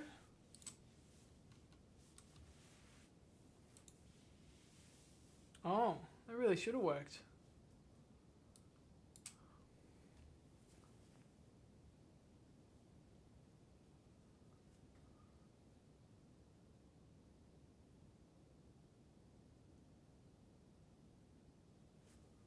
Huh.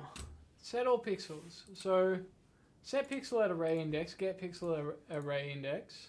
We know works. Oh, get pixel index. That's a mistake. But I'm not using that anyway.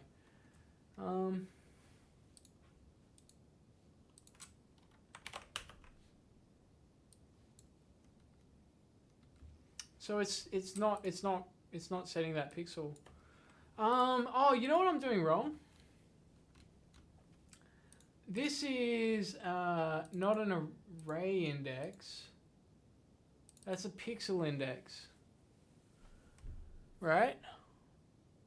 Wait, I'm confusing this, aren't I? Set pixel at array index, which is a really dumb function. It says, okay, you got to work out that you got to multiply it by 4, but pixel array index is multiplied by 4. Alright, I'm going to do something crazy. This is probably going to break this whole thing. I'm just going to try it anyway. What happens if I try to print out the pixel array? Okay, CDI, image data, dot data. That's 45,000. Okay, yeah, so they're all 0. Okay, it's at least showing us a bit.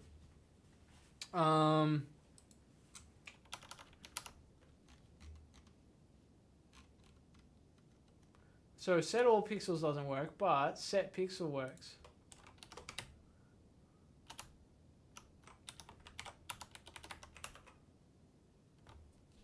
And now it should, okay, yeah, now it's working. It's setting a single pixel, but it's not setting all pixels. Set pixel at array index. I think I got to say, how does set pixel work? Get pixel at array index, set pixel at array index. Huh, that's so weird, because that's like exactly what this is doing. It's like it's not running or something.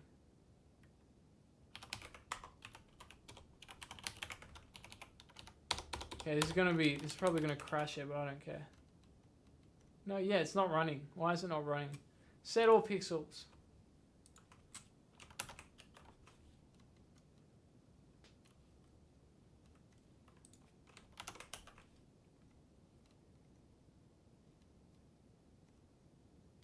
Why is that? Oh wait, no, that's because I've just turned it off. Whoops. Okay, so now we get that running. It's telling us that it's running. And is it running every time? Yeah. And it's still running in here. That's going to be a lot more. Oh, that's probably too many logs. Get pixel at array index. Array index and set pixel at array index I. Image data I color. Image data I color x y image data dot width. Height x is less than width.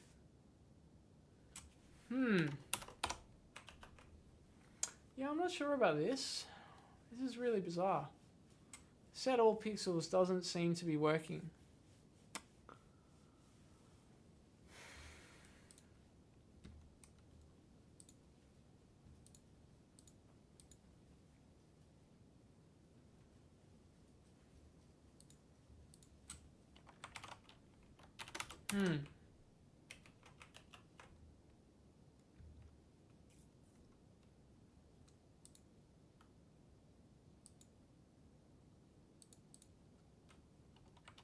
But set pixel works.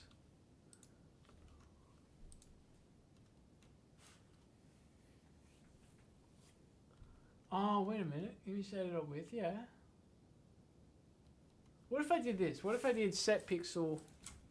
This is what I don't get. This is like the same thing, right? Set pixel image data x, y, color. It's like the same thing.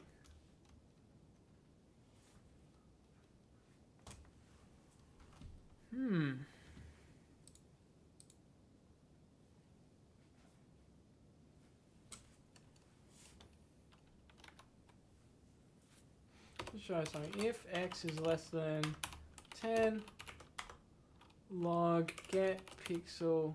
What is it? Get pixel. Get color at data index.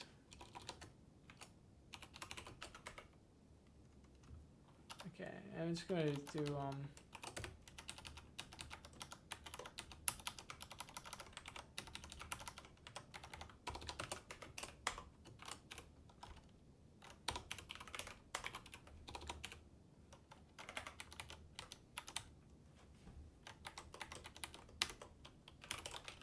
just log that.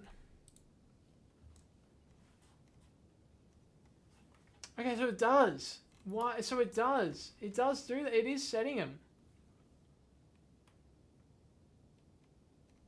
It's certainly setting them. So why am I not? I'm doing something really dumb. I know it. Image data dot data. Oh, this is crazy.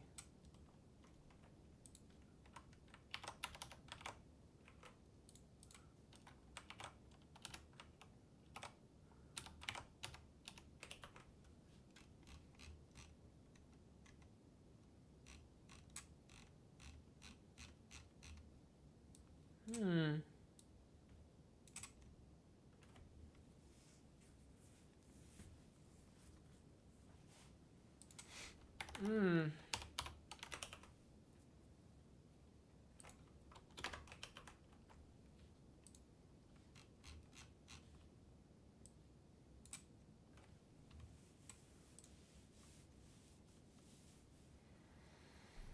like it's setting the data, but it's not showing it. Get pixel array index x, y, image data dot width.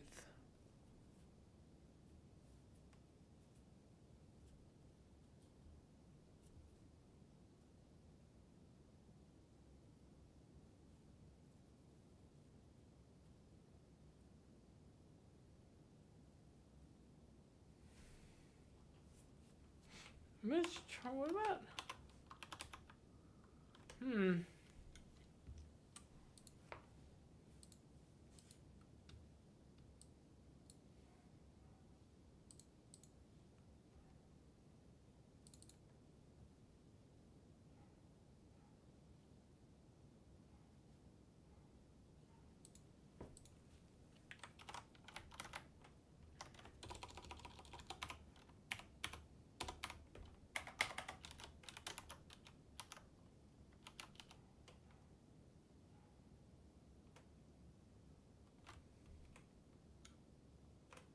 This is really weird.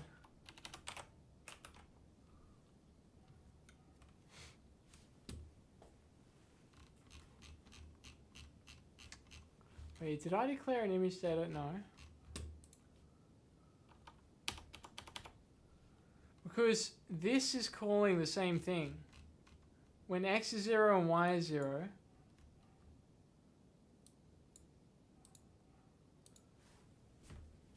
after set all pixels, because set all, it's like, you know what it's like? It's like it's setting all the pixels and then it's unsetting them or something.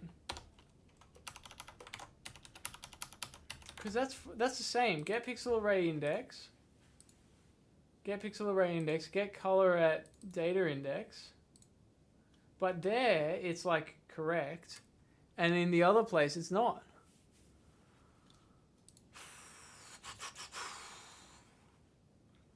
You know what I'm tempted to do? I'm tempted to just what happens if we see this in the canvas? I wonder if this got to do with the mocking. If the mocking library is not implemented completely. Let's have a look.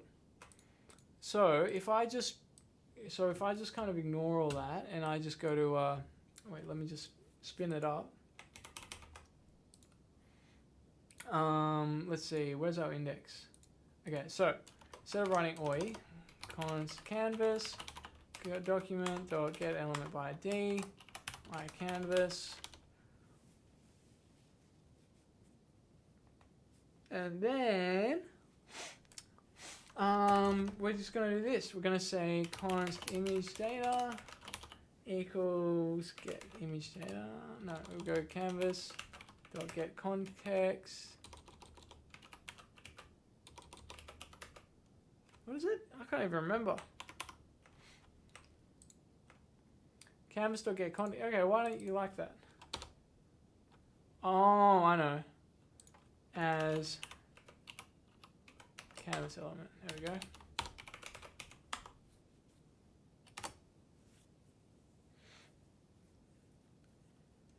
$2D dot create image data. You know what? This should probably be in the pixel utility.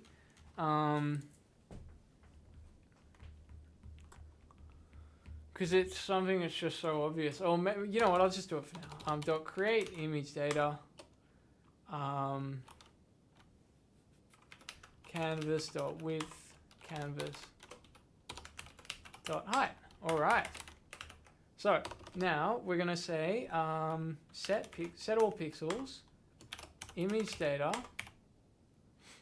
color. Now this is where I do want to. I'm just gonna pinch this, put that into the pixel utility because I do want my green. Export and pixel utility. Sorry, just go green. Import green.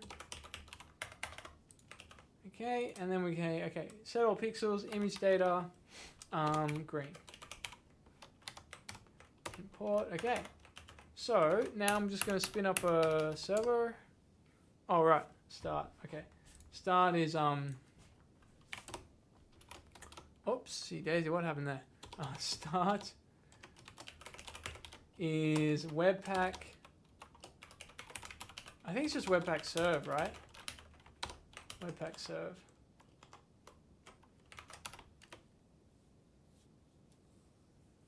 I think that'll do. Oh no, address in use. Oh yeah, of course it's in use.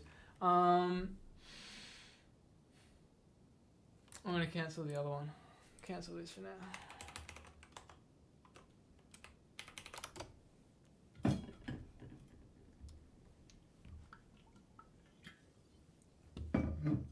All right.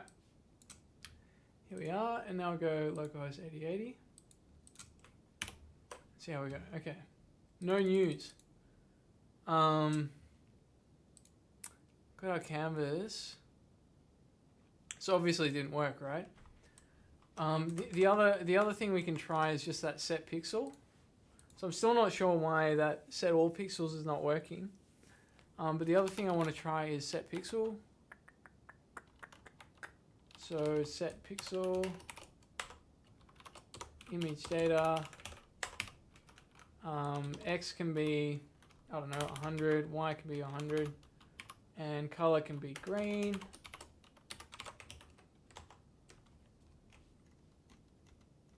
No, that didn't work either.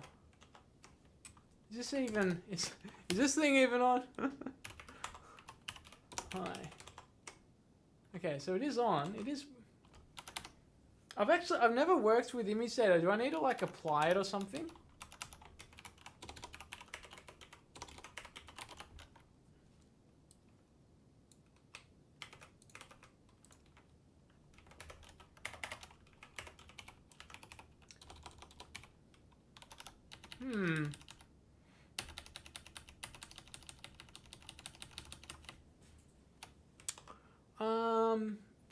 What do I do? I apply. Wait, where was that? That helper information. Where was it? Canvas. Here we go. Data. Okay, boot image data. Here we go. Context.boot image data. Image data. Okay, let's try that. Context.put image data. Image data.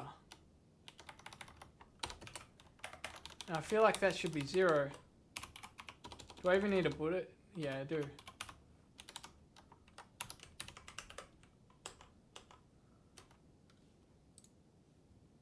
Oh, that's not it. Okay, hey, what's that? Yay! Our green dot. The hello world of canvas. But you know, it's in a weird spot, isn't it? Oh, the canvas is pretty big. Oh, okay. 100 on the X and 100 on the Y. That doesn't look right, does it? Oh, unless it's from the bottom. Unless it's from the bottom. Is that it? I guess so. I guess it's from the bottom. That's weird. Yeah, even so, it's kind of weird. Yeah, it shouldn't be there, because 100 on the X and the Y should be like square. Something like that. You know what I could do? Let's see. Let's just try this out. Set interval.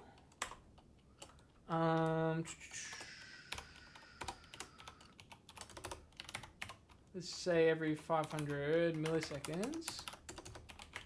I equals 0. I plus plus. And then set pixel image data instead of X, we're just going to do I. And do that, right?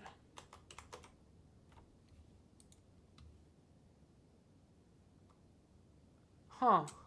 That's not what I expected at all. Why is it blinking and going black? I'm obviously missing something quite important here.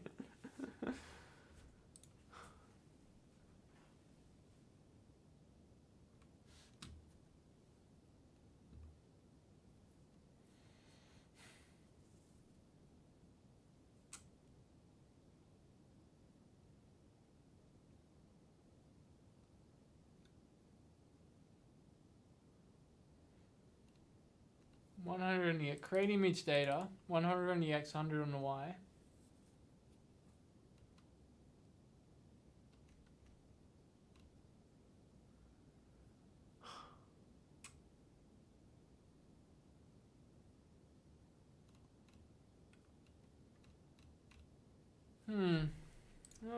I mean, is that even, it's not even moving, is it? Or it is moving? It is moving, but it's moving. I can tell, I can sort of see what it's doing. I can see what it's doing. It's moving, certainly incorrectly. It's moving along at increments of 1 instead of increments in that array of 1 rather than 4 at a time.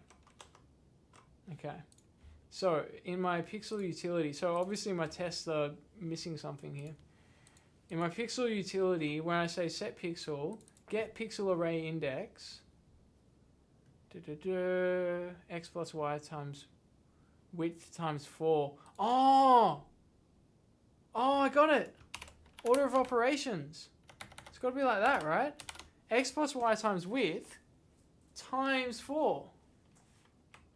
I think that's it. Yeah, there we go. That was it. Order of operations. Oh, what a gotcha. There you go. Okay. So now you got your line moving. And it is going from bottom to top, but that's all right. That's fine. I'm used to processing, or P5, where it goes top to bottom. But to me, bottom to top makes a lot more sense. So I'm happy to do that. Happy to do that. Okay, so, now let's try this set all pixels. See if set all pixels is working. No, set all pixels is still not working. So I'm still missing something. Oh wait, no, but I didn't do the put image. Hold on. Oh, it does work. It is working. Hey! So the tests are not working, but it's working. Or maybe the set all pixels does work now. Maybe that test does work now. Let's find out.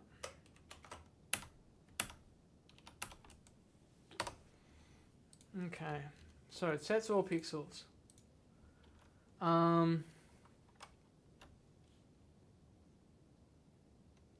Yeah, I think it is working now. It's just logging that and it's right. Okay, so now we'll just do a pixel at some random position. Okay. All right, all the tests are working. Yes. Cool. That is very cool. That is very cool. I think I can see why it was blocking it out as it went. That was a really annoying number. Green, because green 0, 255, 0, 255. When you move it across one, it'll zero out that next one. So it'll end up zeroing out the whole thing. It's still touching it, but it's making it 0. That was a nasty bug. All right. Gosh, just for those brackets. Okay. Okay, so now, oh yeah, let's just do a mouse to canvas, right? I'm gonna cheat here and look at the how did I do this last time? How did I do this last time? Last time I went to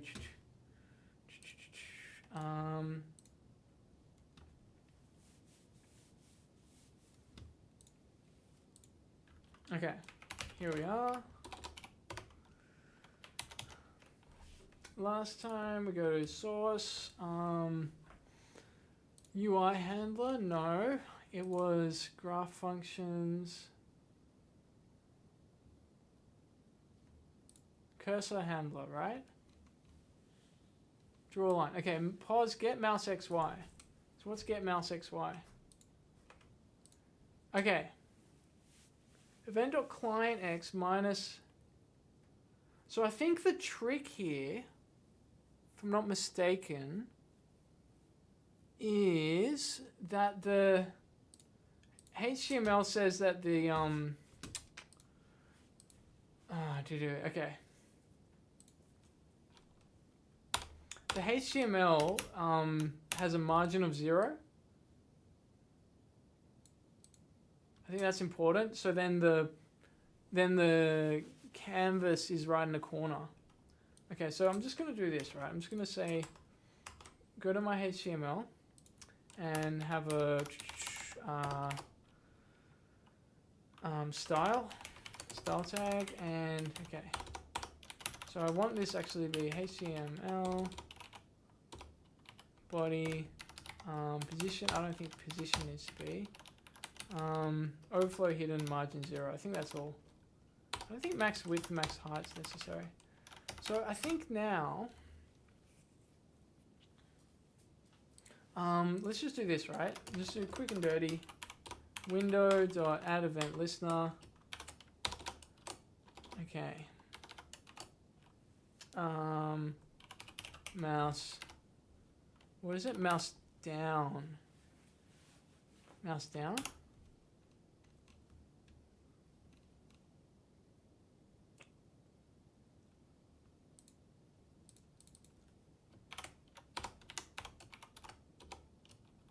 Okay, so now we go E, right? The E, now we go E dot client X, E dot client Y, right? X equals, okay, so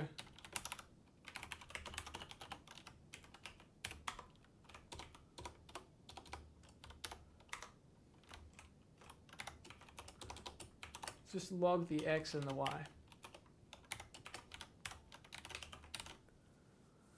Let's see how that goes. Okay, so back to our page. Okay, so this does go top to bottom, whereas this goes bottom to top, right? So now we could do something like this, right? We could say, okay, we're just gonna have a quick little is pressed. Let is pressed equals true. Okay. Oh, but how do you? Okay, yeah, okay, on mouse move, right? Okay, mouse move is pressed equals true. True is pressed equals false. Okay, I'm getting tired. Add event mouse down is pressed equals false. Mouse move, mouse up equals true.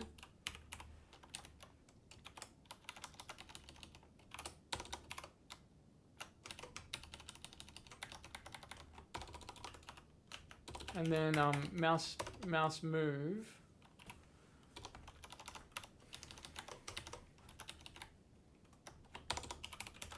And we just say if not pressed, then return. Okay, that's fine. And then try this. And then actually we're just going to straight away do this, right? Set pixel, image data, X and Y. And I'm pretty sure we're going to have to invert, excuse me, we're going to have to invert the Y axis. But we'll just try it for now.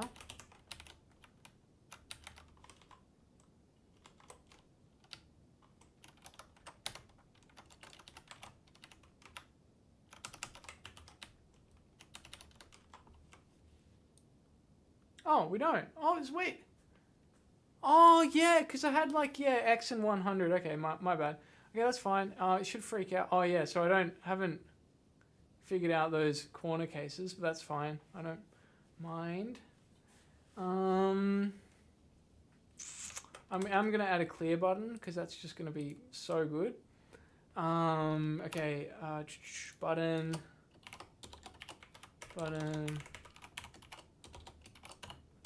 ID equals clear. Clear,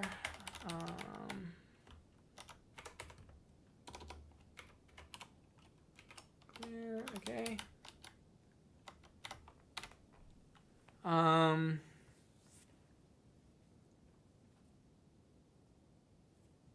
Oh, You know, that's fine. That'll do. And then document. Okay, just do it. I should do all this on load, right? I'm getting too lazy. This will be a function. Const start equals a function.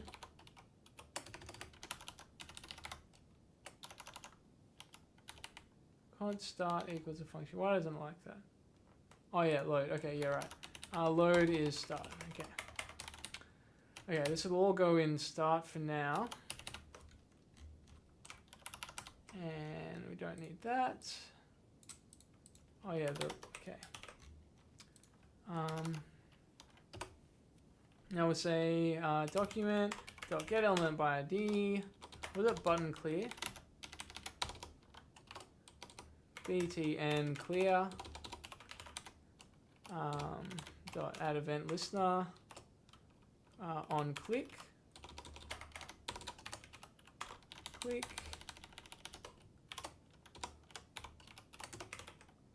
Set all pixels, image data, and context dot put image data. Great. 0 and 0. Awesome. Oh, you know what? That image data is going to be cool. That'll be really good for like if we wanted to set a like a picture of a circle, or like a if you wanted to draw like that circle instead of drawing blocks all the time. It could be a nice way to do that. All right, that's a good enough reason for this to be a start function for hoisting. Okay. Oh, set image data. No, don't set it to green.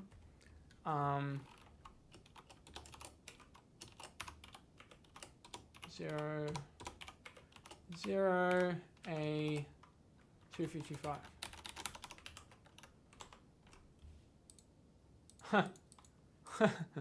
Oh well. Oh, that's fine. Oh yeah, but it should be wide anyway, right? 255. 255, 255. Okay, that's fine. Okay, yeah. So that's why the position was absolute. Because that clear button should kind of be over the top of it or whatever.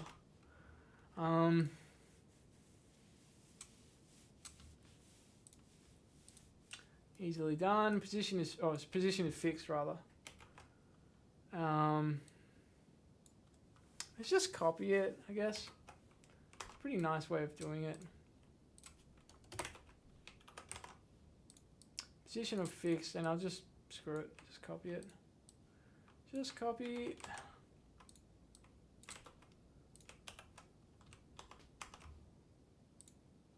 Okay. Oh, that still didn't work. Why didn't that work? HTML body. Canvas.ui. Position absolute. Okay. Okay. Fair enough. Fair enough. I'm just gonna put them all inside that div then. Put all the UI inside the div. Okay.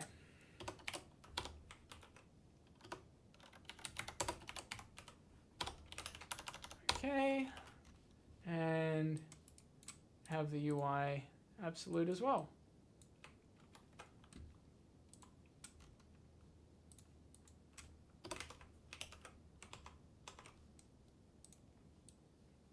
All right, that'll do. I would love it to be just a little bit higher resolution, but we can do all that later. We'll do all that later. So for now, I think that's it. That's our beautiful app. Now let's deploy. I'm going to deploy it. Okay, so that'll do. We're going to now run Webpack.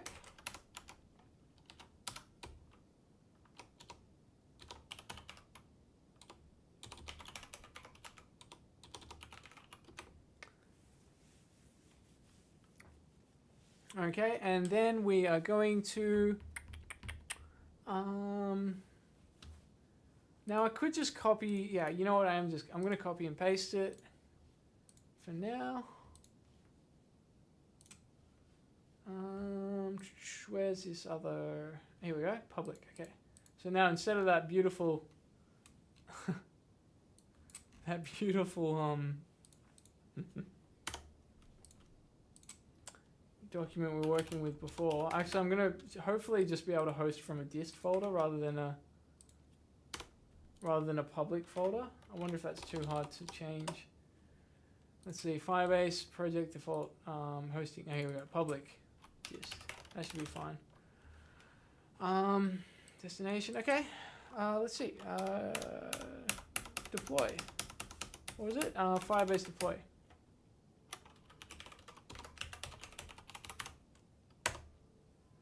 Oh.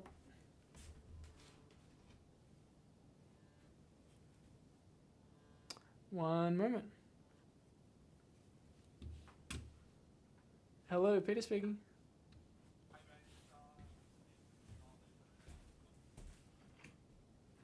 Oh, yeah, hi Andrew. How are you? Sure, sure. Can you have a look at the car?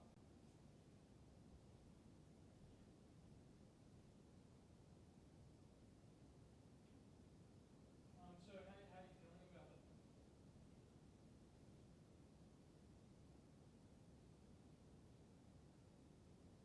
The takeaway? Yeah, yeah, yeah. Just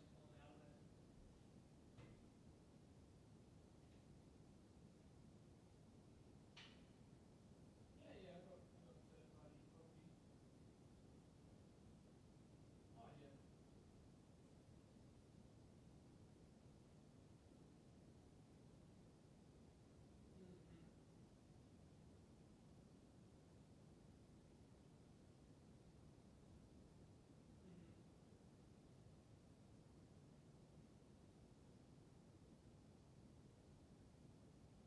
Yeah, sure, sure. So you're wanting to replace the bumper?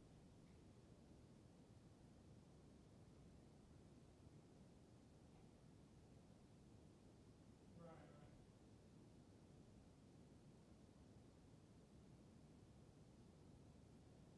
Yeah, yeah. No, it's beautiful. I used to have a racing myself.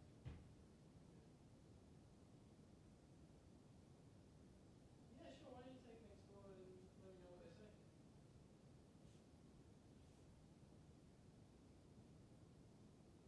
Sounds great. Hey, that's right.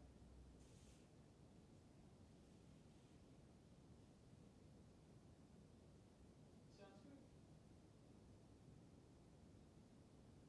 Of course. Thanks, Andrew. Good talk. Cheers.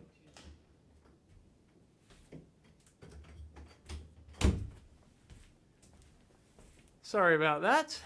All right. So we're deployed, and now, when we refresh this, oh, but it's tiny. Okay, so you got to zoom in.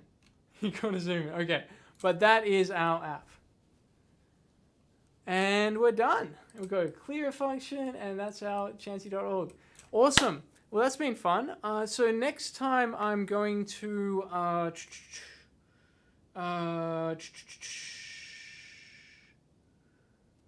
next time I am going to clean that up a lot. I'm going to probably convert it to Webassembly because we need to be working from inside Webassembly for most of this.